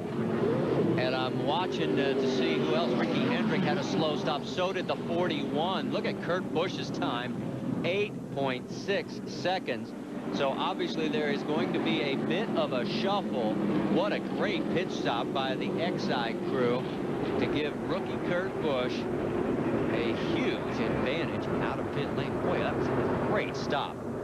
We're going to take a commercial break. We'll sort it all out for you, get you caught up to date here at the O'Reilly 400. There is what's happened on Andy Houston's pit stop. I needed Marty Houston, he was running in the top 10. He is being pushed back towards pit lane. We don't know what the problem was. We'll get you caught up on that. Now, how about one to watch? Well, how about Mark Petty, 30 years old, and you're saying, wait a minute, that's not a name of the Petty family I'm real similar with. Here's what he did. We've done the motors on the 43 truck. When I say we, that's me, my dad, and my brothers, and we have some other people there to work with us too. But anyways, we started out doing the motors, and I worked in the motor room the first year, and then I went and worked at the truck shop and chassis shop for a couple of years and worked on that end of it. Went back to the motor shop, and we just felt like, hey, why not get us a truck together and go try to run it ourselves. And if they can put the sponsorship together, they will do it. The 2001 season. This is his 6th start. His best finish, 18th. He's done it twice at Dover and Chicago. And he's got tons of experience, as he pointed out, in the engine bay and the engine shop. As we're getting ready to go green, oh my goodness. Talk about ironies of ironies. Remember Dover, if you're a Mike Wallace fan, it was all Kurt Busch's fault. If you are a Kurt Busch fan, Mike Wallace tried to block. I'll tell you what, there is no love lost between these two. And look at this, he is just going to play with him here, I guarantee you. Well, I told you they'd find each other. They always do. They always find each other. Kurt Busch is the race leader. Andy Houston is second. Mike Wallace is way down. He's only completed 78 laps out of the 112. Remember, he had the problem right at the beginning. Green flag flies at lap 114. Kurt Busch takes out, and now here we go, turn 1. Busch goes a little high. In fact, it may cost him the lead if Andy Houston can get underneath him. And Houston could get underneath Mike Wallace as well. Wallace doesn't move over, though. In fact, he's pulling away. Andy Houston takes the lead if he can hold on. Here comes Jack Sprague, another Chevrolet, trying to give him a help. In fact, Sprague says, the heck with this. We'll go 3 wide. This could get dicey. 2 wide inside. Another one behind them guys. Kurt Busch takes the wise move and pulls up. Oh, no, Sprague's loose. Hang on, Jack. He can't save it. Not this time. Lights up the tires and keeps it off of the wall. Oh, until that truck comes by. That is Derek Cope. And what happened to Derek Cope on the, look at the right side of that truck. Well, he torn off there as he was the one who made contact with Jack. How bad is it? So we have another caution. It'll be our 5th of the evening. Boy, Sprague's truck is all torn up. He had it saved. Now it's caught on fire. That is unspent fuel coming out of the pipe. This is Derek Cope moving around inside his truck. We don't have a good look at Jack Sprague. And look at Jack Sprague has refired that truck. He's trying to drive it back to pit lane. Somebody's got to let him know it's not going to happen. This is the same thing that happened to Jack in the June race. This will be his 6th DNF of the season. Prior to this year, he had 6th in his entire 5 years. Here in year number 6, he has doubled that total. It has just not been his year. He can't buy it. Derek Cope is out of the 86. You saw the torn up remains of the RC Cola Dodge. I'm trying to get a total list now of the number of vehicles out of this race. 11 right now would be listed as off or out by our count. There is Derek Cope, and there is Jack Sprague. And he makes his way into the ambulance for the mandatory ride to the infield hospital care center. They'll get checked out. Let's go back again one more time. Well, these guys run 3 wide down through the start-finish line, and Sprague is down on the inside. He's got plenty of racing room, but of course he's having to pinch the truck down a little bit. He's trying to get to the throttle, get out of the corner, and it just gets a little bit loose, and man, he hangs on to it longer than you would have thought. He's full on the throttle there. He's look at him. He's looking where he wants to go. He knows where he wants to go, and there's Derek Cope. Cope came streaking through, could not avoid him, and tore off the whole right side. Now Andy Houston has come in here on this caution period and changed left side tires, so that is going to give him fresh lefts. Of course, remember, everybody got fresh rights just a few laps earlier, so pretty much everybody's going to have good rubber, although Kurt Busch decided to stay out, so it will be interesting to see how this plays out. Well, I'll tell you, Marty, with 51 laps to go, and we're still under yellow, and we will be for quite some time, I would guess that Andy Houston would be good to go on fuel, but Kurt Busch, I'm not so sure about. Dave, what's the strategy in the 99 pit? Well, here is the latest. When they pitted this time, of course, a few of them did come in, and it was pretty close. They had 57 laps to go after the last pit stop. And the radio communication to Kurt as the yellow had come out here and as they went under yellow flag here was save fuel, save fuel. So I think they're close. All right, let's give you a couple more angles on what happened with Jack Sprague and then Derek Cope. Well, and you can see he's already good, well, and sideways at that point. Look at, he's full on the throttle, and he doesn't even ever get the wall. Now he's looking where he wants to go. He's on full steering lock there, and look at that. Whew. Wow. We never saw that before. Derek gets all the way up on the side. Derek Cope lucky not to get over that wall. That was a huge hit for Derek Cope. And Derek had nowhere to go. I mean, here's another real time. Listen.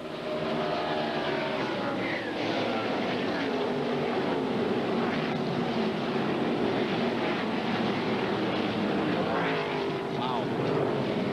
Just incredible contact. Derek tried to get underneath him, and from on board with Dennis Setzer.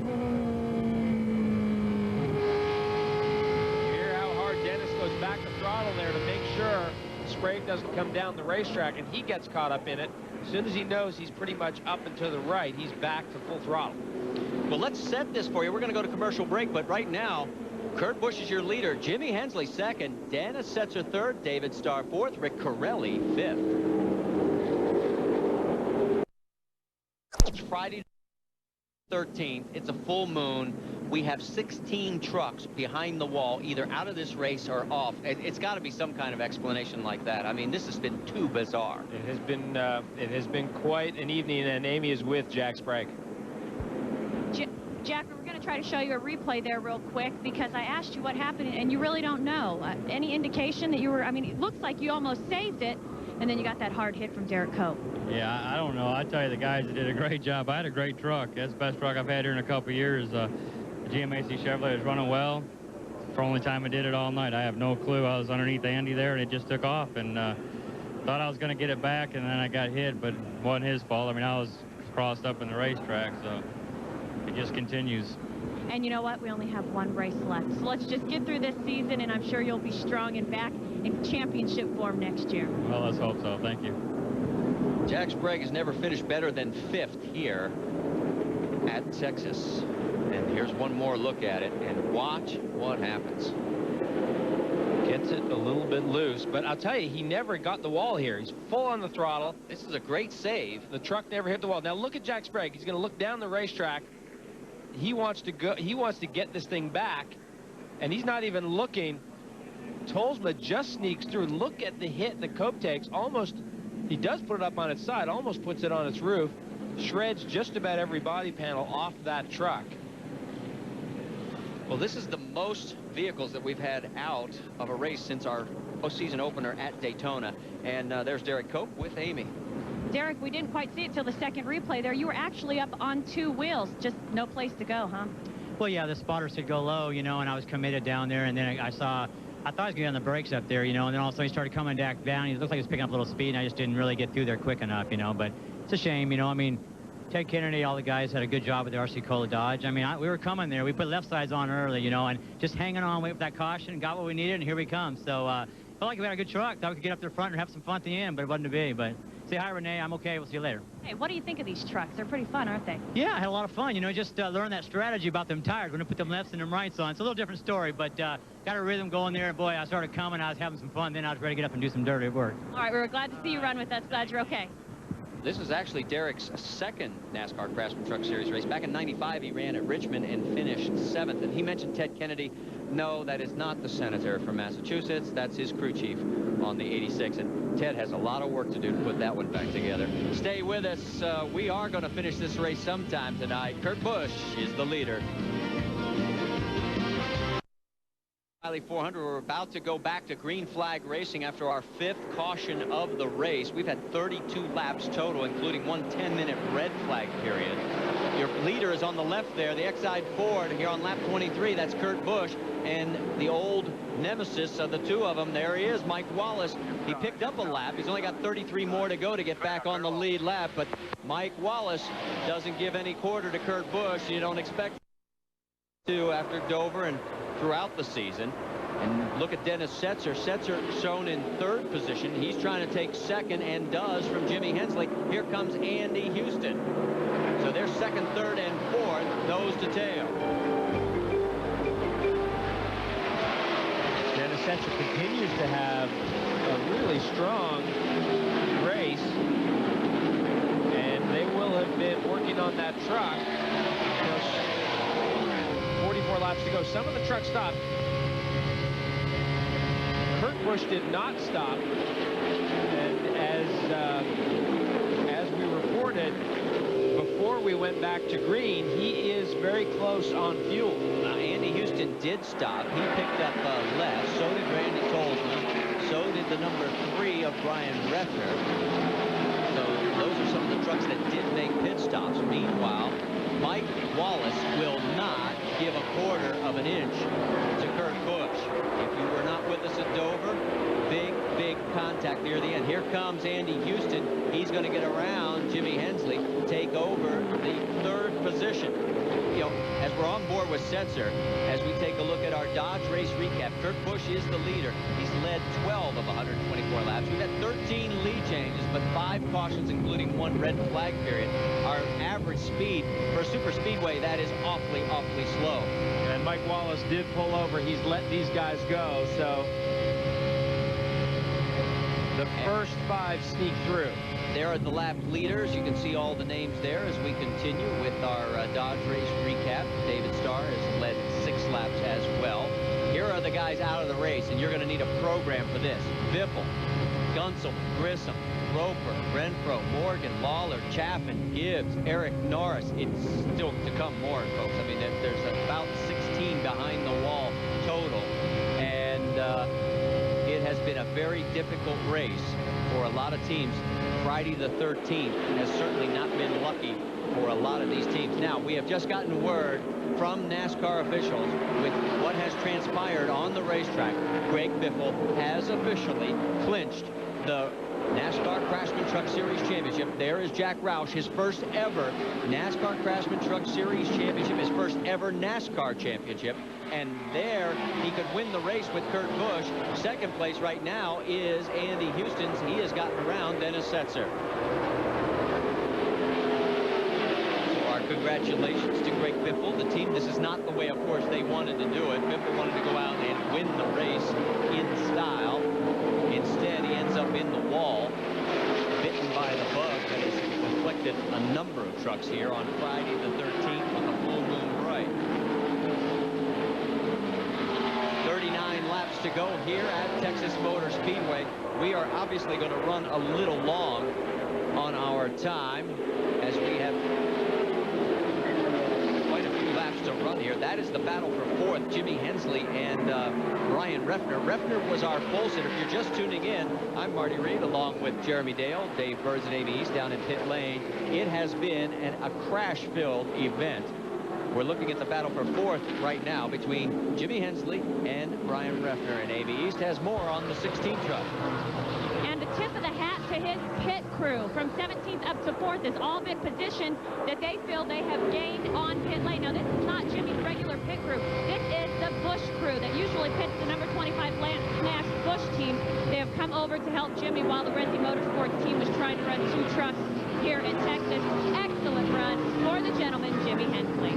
And Jimmy's only had 2 top 10s in the last 14 races, and he definitely wants to do well here. He's trying to get another ride. It's not been the kind of year that he had hoped for.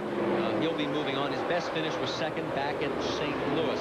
Now let's move a little bit further back. Pick up Rick Corelli and Rick Crawford. The pair of Ricks are running 7th and 8th. Corelli made it known he will be returning to that truck next year. Of course, they came up with a hard-fought victory just a few races ago at Richmond for his 4th career win. And Rick Crawford had good news. Milwaukee Tools will be returning on the 14 truck next year as primary sponsor. So those 2 guys both have good news coming for 2001. Got a glimpse right in front of them, and there is Lance Norick in the modified. He was in that first 12-car pileup. There's Randy Tolsma. He is currently running in the 9th position. He'll be taking over the number 16 ride that Jimmy Hensley is currently in. And if they get the sponsorship, David Donahue would be a teammate. That's right, the son of Mark Donahue would become a teammate on the Renzi team. Speaking of the Renzis, there is the number 16 truck, and there is Ricky Hendrick. He is currently running in 6th, trying to reel in the 5th place truck of Jimmy Hensley. And there are a number of these 1-truck teams that would love to run 2 trucks. They know the benefits of running multiple trucks on one team in terms of sharing information and really moving forward with the setup of the truck. The Dana Dodge team, Bobby Hamilton, would like to do that. Brian Reffner, and of course the John Menard team, they would like to do that. It's a matter of coming up with the budget to do it properly. You don't want to do it if you can't do it properly, but certainly there are real benefits to doing that, and all these guys realize that. We told you how many trucks were off the track or behind the wall. 16 in all. Remember, we started 36, so that means we still have 20 trucks out there. Only 13 trucks finished Daytona, so that was the most attrition of any race that we have had here in the 2000 campaign. Of course, there was a real wicked crash there involving Jeff Bodine, which led to the Bodine bars being mounted on both the trucks, the Busch cars, on down the line. And of course, if you were not with us, Tony Roper has been taken to Parkland Hospital. He had hard contact with the wall earlier in the event. We do not have an update on his condition as of yet. And I've just been handed an update. Let me read this to you while you continue to watch the battle on the track. Tony Roper, the driver of the number 26 Midler Tool Ford, was airlifted to Parkland Hospital. He is listed in critical condition. He was unconscious and unresponsive when he was brought into the Lone Star Health Infield Care Center. He is breathing with the assistance of a ventilator. His father, Dean, was in attendance and is also en route to Parkland Hospital as well. So keep those thoughts and prayers for Tony Roper. It is serious. Back to the battle, and we've had a pass for the lead. It's I hope you'll forgive us, folks. I mean, it's hard to be real excited when we have news like that. But Andy Houston has taken the race lead away from Kurt Busch. And for Andy, 10 of his 11 top 5s have come on the super speedways this year. And he's never finished outside the top 10 here at Texas in 4 races. Let's get an update on Andy from Amy East. Well, the team feels like the 4 tires underneath the 60 truck right now are their 4 fastest tires. And what they mean by that is these 4 tires work together so well that the fastest laps that this truck turned in practice came with these tires. So they were barely scuffed when they took them on the right side stop. They're also telling their driver conserve fuel. He says he is. He's not getting any faster. He just felt as though the 99 may be getting slower. They feel that confident in the Caterpillar truck right now. And he has currently moved up into 3rd in the championship points chase. There is your leaderboard with 30 laps to go here at the O'Reilly 400. Third place truck of Brian Refner, and we have a yellow on the racetrack. And as the yellow comes out, our 6th, a blown engine. We'll get you an update there. Let's tell you about the Indy Racing Northern Lights Series Saturday qualifying on ESPN2 at 3:30, and then Sunday Indy Racing today on ESPN2 at 3:30, and then at 4 o'clock on ABC Sports. The championship comes down to the final race. Buddy Lazier, Eddie Cheever battle for the Northern Light Cup. That's 4 o'clock Eastern on ABC. It's all this weekend. For more, log on to ESPN.com. There is the blown motor. That is the reason for our 6th caution of the day. Chris Horn brings it out, and he is slowly making his way on the infield portion of the racetrack. Let's go back and show you exactly what happened. I would say it blew up. That was very descriptive. Great, and we pay you a lot of money to do that, don't we? Well, we didn't see what led into that. Here on lap number 143, the Friday the 13th bug strikes Chris Horn. He makes 17 now, the total number of trucks that are either off the racetrack, behind the wall, out of this contest. This one's definitely done for the night. It has been one of those evenings. Motor Speedway. The 9 is the record for cautions, and here comes our race leader. So he is going to make a stop. Kurt Busch is going to lead him down. We have 25 laps to go, and Dave Burns, it's all yours. They've been talking back and forth on the radio to Kurt Busch. Do I come in? Do I not? They finally decided to come in. They will take on left side tires. Remember, he stayed out last time. No adjustments have been called for Busch at this time. So Ken Pillsbury goes to the front, Jason Muser to the rear, and Jesse Walker fueling the truck. They'll try to get him out of here as quickly as they did earlier tonight. And it's another great stop for Kurt's crew. Unbelievable. And let me correct myself, as Andy Houston in lead. Kurt was running in 2nd at that moment. There is Ricky Hendrick coming out. Dennis Setzer also stopped. Rick Corelli stopped as well. And the hood is up on the 41. No, David Starr. What's going on, Dave? Well, they knew they had a problem. They thought they lost a cylinder. Then they thought maybe a cracked header. Engine builder Joey Arrington is going under the hood as well to try to figure out. He's going in with a flashlight now. He's around to the left front, and Arrington will try to diagnose the problem. He builds the motors for David Starr, and he, as much as anyone, wanted to see him have a complete run here tonight. Starr has an opportunity to be the permanent driver in that car, and he was looking for his first top 10. They were running up front. In fact, he had led this race for a total of 6 laps. There is our current leader, Andy Houston, and AME East has more.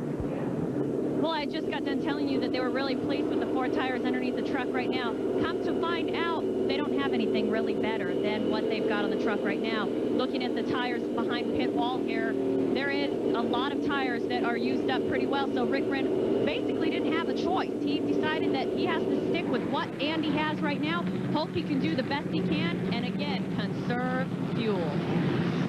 All right, well, Andy Houston is your race leader. Brian Refner has moved up to 2nd. Jimmy Hensley is 3rd. Rick Crawford is 4th. And Randy Tolsma has moved into 5th. And guess who's in 6th? This would be a great run if the 44 of Mark Petty can hold on to that spot. Joe Ruttman stayed out as well. He is running in 7th. Kurt Busch, after his stop, is now 8th. And the 9th position is Dennis Setzer. Rounding out the top 10 is Ricky Hendrick. Now, in case you have not been with us, let's bring you up to speed tonight on what has happened at the O'Reilly 400 at Texas Motor Speedway. Lap number 2. We should have known that it was Friday the 13th. That was Chad Chapin. He starts a 12-truck melee. Of course, we gave you the medical update on Tony Roper. Then there was this crash involving our points leader, Greg Biffle. He's going to win the championship. but it's not going to be in the style that he wanted. And then, just a few laps ago, the 24, the GMAC Financial Services Chevrolet of Jack Sprague, hard contact with Derek Cope. He had made the initial save, but just could not avoid it. And maybe it is because it is a full moon on Friday the 13th, but the horror has been extravagant here at this track as far as the number of trucks that have crashed. And we're back to green flag racing here at Texas. Andy Houston at the point on lap 146. 167 is the race distance. Well, Kurt Busch with those fresh left side tires is probably the man to watch here. He's the only guy that seemed to be able to run with Andy Houston. Dennis Setzer has been running well. So we'll watch Setzer. We'll watch also Kurt Busch. 22 laps to go. Right now the top three trying to pull away from everybody else. There is Busch. He has pulled up behind Randy Tolson, so he's already made it up to the 6th position from where he restarted in the 8th spot. And Busch had been in a bit of a fuel conservation mode, but doesn't have to do that now. Doesn't have to worry about it all. I doubt Andy Houston needs to worry about it that much. This yellow will have helped him out a little bit. So Setzer and Busch put of course, Randy Tolsma there in the middle. They drive right around him, so Tolsma loses 2 positions. So now Rick Crawford is next on the hit list for Kurt Busch. That's for 4th. And boy, it takes 2 wheels close to the grass. That Max Jones, man, he made it look easy there. So now Andy Houston, still your race leader. In fact, you can see the gap there all the way back to Kurt Busch. Busch last time by was about 2.2 seconds behind. There is the battle for the race lead.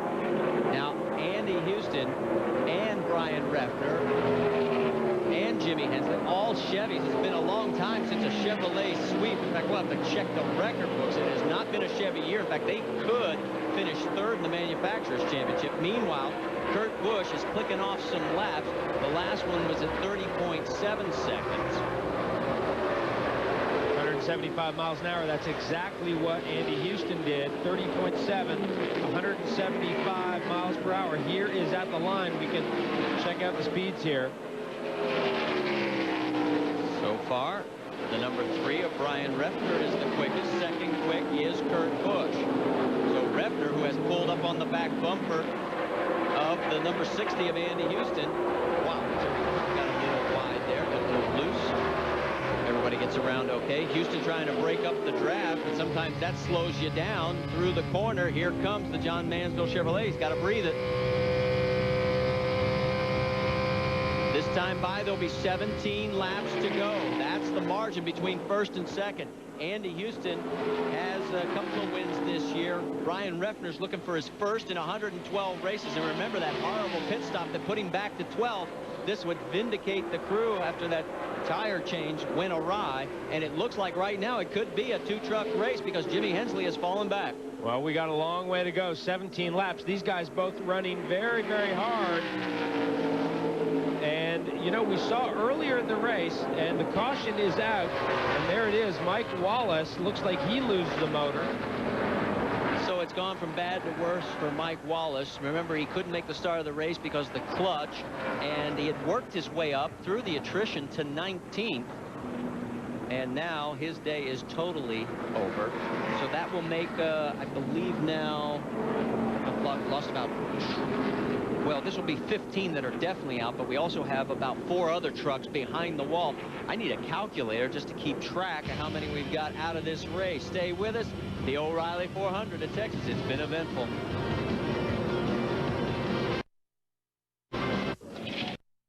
And the race leader right now is Andy Houston, followed by Brian Reffner and Jimmy Hensley. But we've also got CART and FedEx Championship Series, the Grand Prix of Australia. Now that is tomorrow, Saturday at 9 p.m. Pacific time, midnight on the East Coast. Dario Franchitti is the defending champion, and it is the Gold Coast 2.7-mile layout street course. And for more information, you can log on to ESPN.com. There's Kurt Busch Busch shown in 4th position, and this yellow helps him because it allows him to pull back up. He had fallen about 3.5 seconds back. Dave, you got more? And Marty, that's because his truck is a little bit loose. He said, I lost some time on that, guy. Sorry. And when the yellow came out, they radioed back and said, that's okay. You just made it back up. Jack Roush was on the radio, and he said to Kurt, you know what to do. Keep that truck on the racetrack. The 2 is out now. You know what that means. And Kurt radioed back 10-4. They are going for 2nd place in the championship behind Greg Biffle. They want to make it a 1-2 sweep for Roush. Well, I count 21 trucks still running on the racetrack as we speak right now. Remember, 36 took the green flag, so that means that 15 have either gone out of this race or are still off behind the wall. A lot of those trucks, though, back in the back of this pack, were involved in earlier incidents. They've made repairs and are many laps down. So we're going to go green flag racing this time by. Lights are out on the pace truck. And we'll have 13 laps to go to settle this one. And then everybody's going to say, let's get out of here and head for Montana. It has been a crash fest at Texas Motor Speedway. Andy Houston at the point. Right behind him, Refner, Hensley, Busch, and Setzer. Green flag, you heard the call. We're back underway at Texas Motor Speedway, lap 155.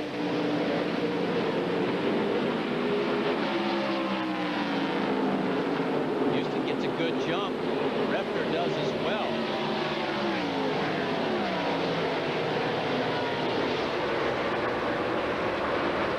Down the back straightaway, Jimmy Hensley still in this mix as well in 3rd. So Chevrolet looking for the sweep. Wow, what a great run Jimmy Hensley has had. And Kurt Busch looks to be putting Jimmy Hensley in his sights right now. So Kurt Busch has got a close eye here on 3rd position. Hensley, of course, looking for a ride. No better way to impress somebody than to have a top 3 finish. Although you're right, Kurt Busch has got him sized up. Setzer's right behind Busch by about 4 or 5 truck lengths. The Chevys definitely have been better this time around at Texas Motor Speedway. In fact, all the big tracks here this year, they were struggling. This aerodynamic change that NASCAR allowed really helped out. Now, this is a battle for 6th, 7th, and 8th. That's Crawford. We go on board with Tolsma in 7th. Ricky Hendrick is in 8th. You know, Marty, on this aero thing, there were a bunch of the guys that thought that, you know, it was a good thing in the sense that it gave you more confidence in the truck. But some of the guys thought that that was a bad thing because they felt that some of the guys would be doing things that they wouldn't normally do. The races in the past here at Texas, the trucks have not been super stable around the racetrack in race trim in traffic. And so that kept everyone on their best behavior. And some of the guys were concerned about that. Well, we've had 14 lead changes between 6 different drivers. And right now this battle continues for the 6th spot. There you see all 3 contenders for that position.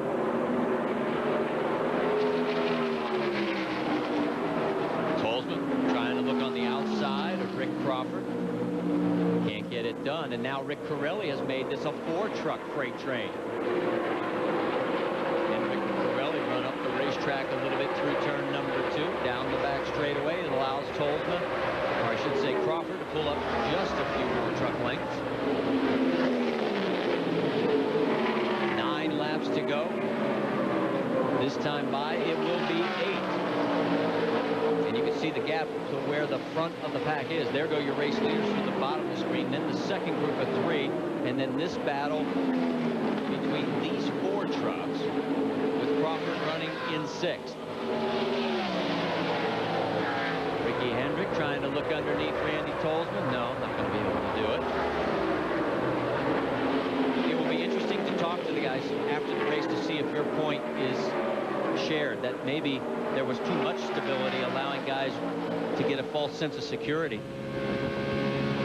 Because I know back at the June race, these guys were talking about it was a handful. Anybody got up on the outside of you, took the air off of the truck, and you were hanging on for dear life. Let's go for the battle for the lead. Brian Refner underneath Andy Houston. Is he going to be able to pull it off for the first time in 112 career starts in the NASCAR Craftsman Truck Series? This time by, there will be 6 laps to go. And Refner starting to open it up a little bit. And he has been on the bumper of Andy Houston for about 3 laps, and now gets the pass done. Andy Houston, though, right back with him. Remember, this is the debut of that Menard engine. They're doing their own motors now, and the idea was get a head start on 2001 with the motor program. So they put that motor in. Of course, he put it on the pole with a new track record, and has been close to the front all night, but has had some problems in the pit lane and also a little bit on the handling side. He was the 1995 ASA champion, the 96 NASCAR Craftsman Truck Series Rookie of the Year. He finished 5th here in the June event, and we knew he was going to be a factor. But remember, this is a brand new motor program. Menard is building these motors in their own shop. They came out here, and we said, well, how much test time have you had? He says, well, how much practice have we had here? And it has done very well. Meanwhile, there's Jimmy Hensley trying to hold off Kurt Busch. That is for 3rd. And look at the gap. Refner, then Houston, and there's Hensley, Busch, and Setzer, 3rd, 4th, and 5th. 4 laps to go. And clearly, Brian Refner right now by far the quickest truck on the racetrack. 3/10 quicker on that last lap than Andy Houston. Almost 175-mile-an-hour average for Brian Refner. Only 2 trucks got in the 32nd bracket that last time. Dennis Setzer was the other one. He's running in 5th. This time by 3 laps to go, and the team is starting to sense it.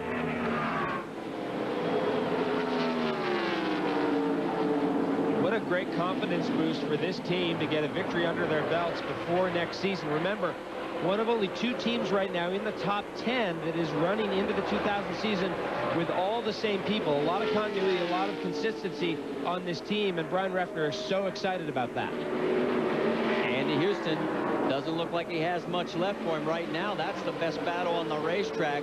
Jimmy Hensley trying to hold off Kurt Busch for 3rd. 2 laps to go here at Texas Motor Speedway.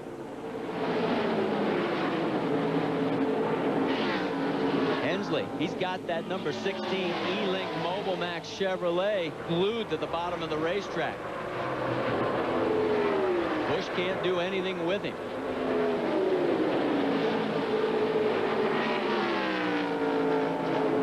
Coming by for the white flag, Brian Refner. One more circuit of this 1.5-mile layout. There's a pass for 3rd. Busch. This time, Hensley gets a little high. Kurt Busch takes over the spot. So the Chevrolet sweep may not occur for the top 3 positions. There you see the battle.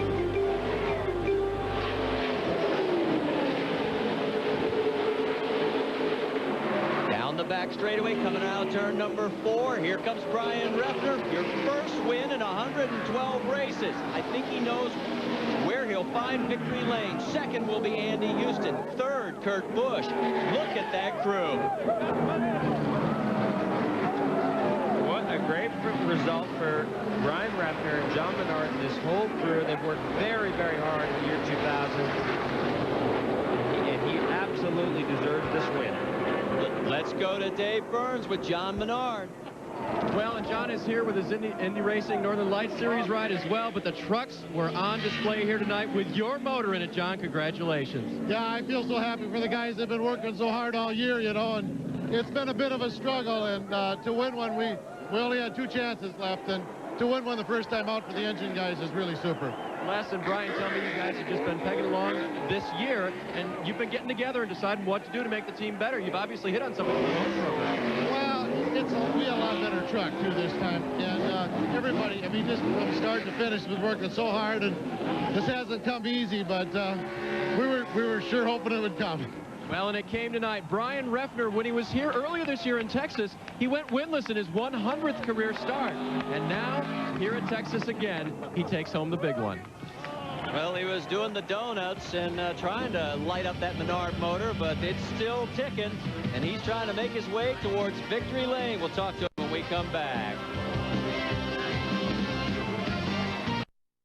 Speedway. Let's go down to our Craftsman winner's circle. Brian Refner is with AV East. Brian Refner and the entire Menards crew is ready to celebrate their $10,000 bonus from Craftsman in his 112th start. Brian Refner finally brings home a NASCAR victory. Gets a big hug from crew chief Les Fox, the entire team, his wife Renee, who's been in tears down here. Brian, it's been a long time coming. I told you. What did I tell you before the race? No pressure, but the last two winners here have come from the pole. You did it. Congratulations. It's really awesome to finally get to winner's circle in this fantastic series. And this John's Manville Chevy was just awesome today. We unloaded fast, and it was just great. I got to thank John Menard for giving me the opportunity. He took a guy and probably didn't have much to take to him, and put a little faith behind me, and here we are, and we got many more to come. I want to thank Butch Meyer and the guys at the engine shop with this engine. It ran great. I mean, it's just a great weekend for the guys, the whole team, everything. You guys really recovered from that, I'm going to call it a bad pit stop that put you back in 12th position. How did you guys recover? And the boys stayed focused and kept you up front for the rest of the race. Well, they really did, and my spotter was really good to keep me cool because, I was hot. I was mad. Track position means a lot, and they kept me cool because we didn't wreck. It's really easy to get back there and wreck, and we just kept our wits about us, and I got to thank my spotter for that. And once again, I can't thank John Menard enough, and John's Manville for getting on this sponsorship for this, and I'm just really happy. I'm happy for you, too. A long time coming for Brian Refner and the entire Menards crew. Congratulations. Dave Burns. Well, Amy, I'm standing by with the year 2000 NASCAR Craftsman Truck Series champion. It is Greg Biffle. We know this isn't the way you wanted to do it, but congratulations. Thanks. I'll tell you, it's been a long time coming, and I feel bad we didn't end up here tonight with the truck, but we ended up here. This was a year-long effort, and we're happy for the first championship for Roush and Ford and everybody. And I need to thank everybody that got me here, and it's been a great season. Now talk about these guys behind you, Greg. Take a look at these guys because these are guys that have been with you since your rookie season. Some of them at Roush Racing for a long time, and now they take home this championship. What do these guys mean to you? They mean a great deal to me, and I'll tell you, probably after the first season, my rookie year, half of them probably wanted to quit with all those trucks they had to fix. But I tell you, them sticking with me's paid off, and I can't say enough about the whole program has got us here, and teammates, and it's just. It's been a great deal for us, and just happy for Ford and Granger and everybody to be the first time in a champion. All right, we know Greg will be a great truck champion. Now, Randy Goss, let me have you step in here real quick. You told me earlier tonight you reflected on the first time you ever went racing with Greg in Orlando. He was a little out to lunch. He's not that way now, is he? Well, he still gets a little crazy out there, but we're still having fun, and I'm just proud of this whole team. I'm proud of working for Jack Roush and the whole Granger crew. I mean, they've just been awesome all year. We had a little bad luck tonight, but we're just happy to be a part of the NASCAR deal. Now, you've been a champion in other sports. How hard was this to win, this championship? Oh, this is the hardest thing I've ever done in my whole life. I mean, you need to think about it every minute of the day. You fall asleep at night when you wake up in the morning, and every one of these guys does the same thing. They're all dedicated, so neat deal. Well, congratulations, Randy. Now let's go to Jack Roush. Everybody's getting a little bit spread out here. Now it's official. Now you can celebrate, too, your first ever NASCAR championship. Jack, congratulations. Ford came up with all these nice hats for the guys. I could get lost in this crowd. I can't believe it's finally happened. Greg has had a couple of really good years here. The F-150's just done a super job for us, and here we are. It's I guess we got one more race to run, but we'll all get to go to the banquet this year. Now, Jack, we know you're still gunning for a Winston Cup championship down the line, but this was tough. You raced against tough teams here, and the guys had to really hoof it to win this championship, didn't they? Well, they came off a really good year last year that by any estimate was good enough to win a championship, and this year we just proved the last year wasn't a fluke, that this team could do it. Of course, I'm going to create a tear-up as I do sometimes with Greg and Kurt both moving off to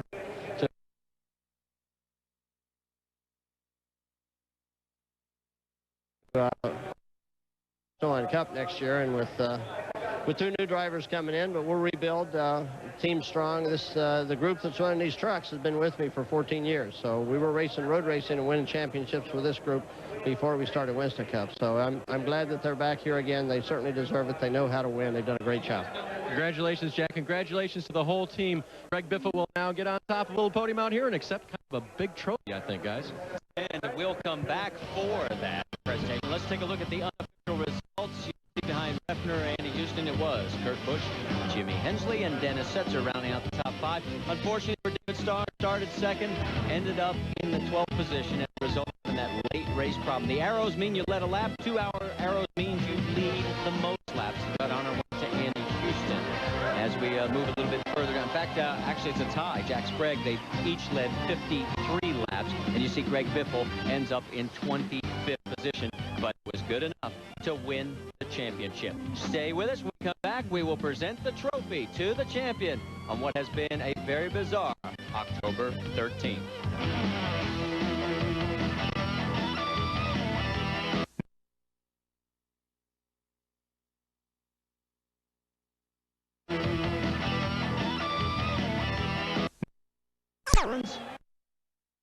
And Henry Ferris, the Craftsman brand manager, has joined us up here on the podium. Henry, all yours.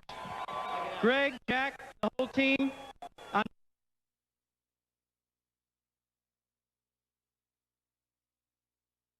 All the people that make and sell Craftsman tools, congratulations on the 2000 NASCAR Craftsman Truck Series Championship. Thank you. I tell you.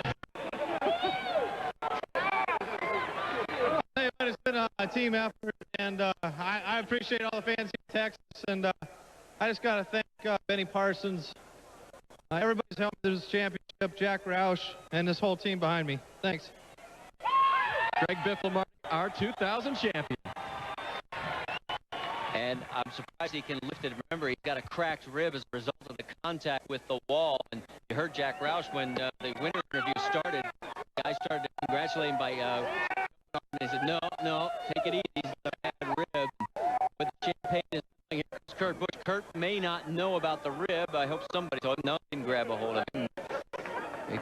It's awfully hard to breathe when you have a cracked rib. I'm sure it's a little less hard when you win a championship. Here are the updated points. Magic is 185. You can see Busch is in second place at the 250 mark back. Andy Houston another 30 back, and Mike Wallace has dropped all the way to 4th because of what happened tonight. It's going to be a hard night and a hard couple of weeks until our final race at Fontana for Mike Wallace and that team. That brings us to our next truck race, Motorola 200 from California Speedway, Saturday, October 28th at 4 o'clock Eastern, ESPN 2, final round of the NASCAR Craftsman Truck Series. And let's clear one thing up. All of the NASCAR Craftsman Truck Series races will be on ESPN or ESPN 2 through 2003. So whatever you've been told, forget about it. We got them all right here on ESPN and ESPN 2. Jeremy Dale, your final race for this season. Ben will be back with us next time. Thanks so much. It's been a pleasure having you on board, as always. I've had a good time. I congratulate Greg Biffle and the entire Roush team. They have done just a tremendous job these last 3 years, and great. Greg Biffle is a great champion, no question about it. And we salute Greg Biffle and his championship efforts. I'm for Dave Burns, Amy Eaton, Jeremy Dale. Thanks so much for watching here on ESPN, the worldwide leader in sports. For more, log on to ESPN.com. And as we celebrate this championship, we also have a thought of prayer for Tony Roper, as he is in critical condition right now in Park Hospital. Good thoughts, folks. We'll see you in Montana.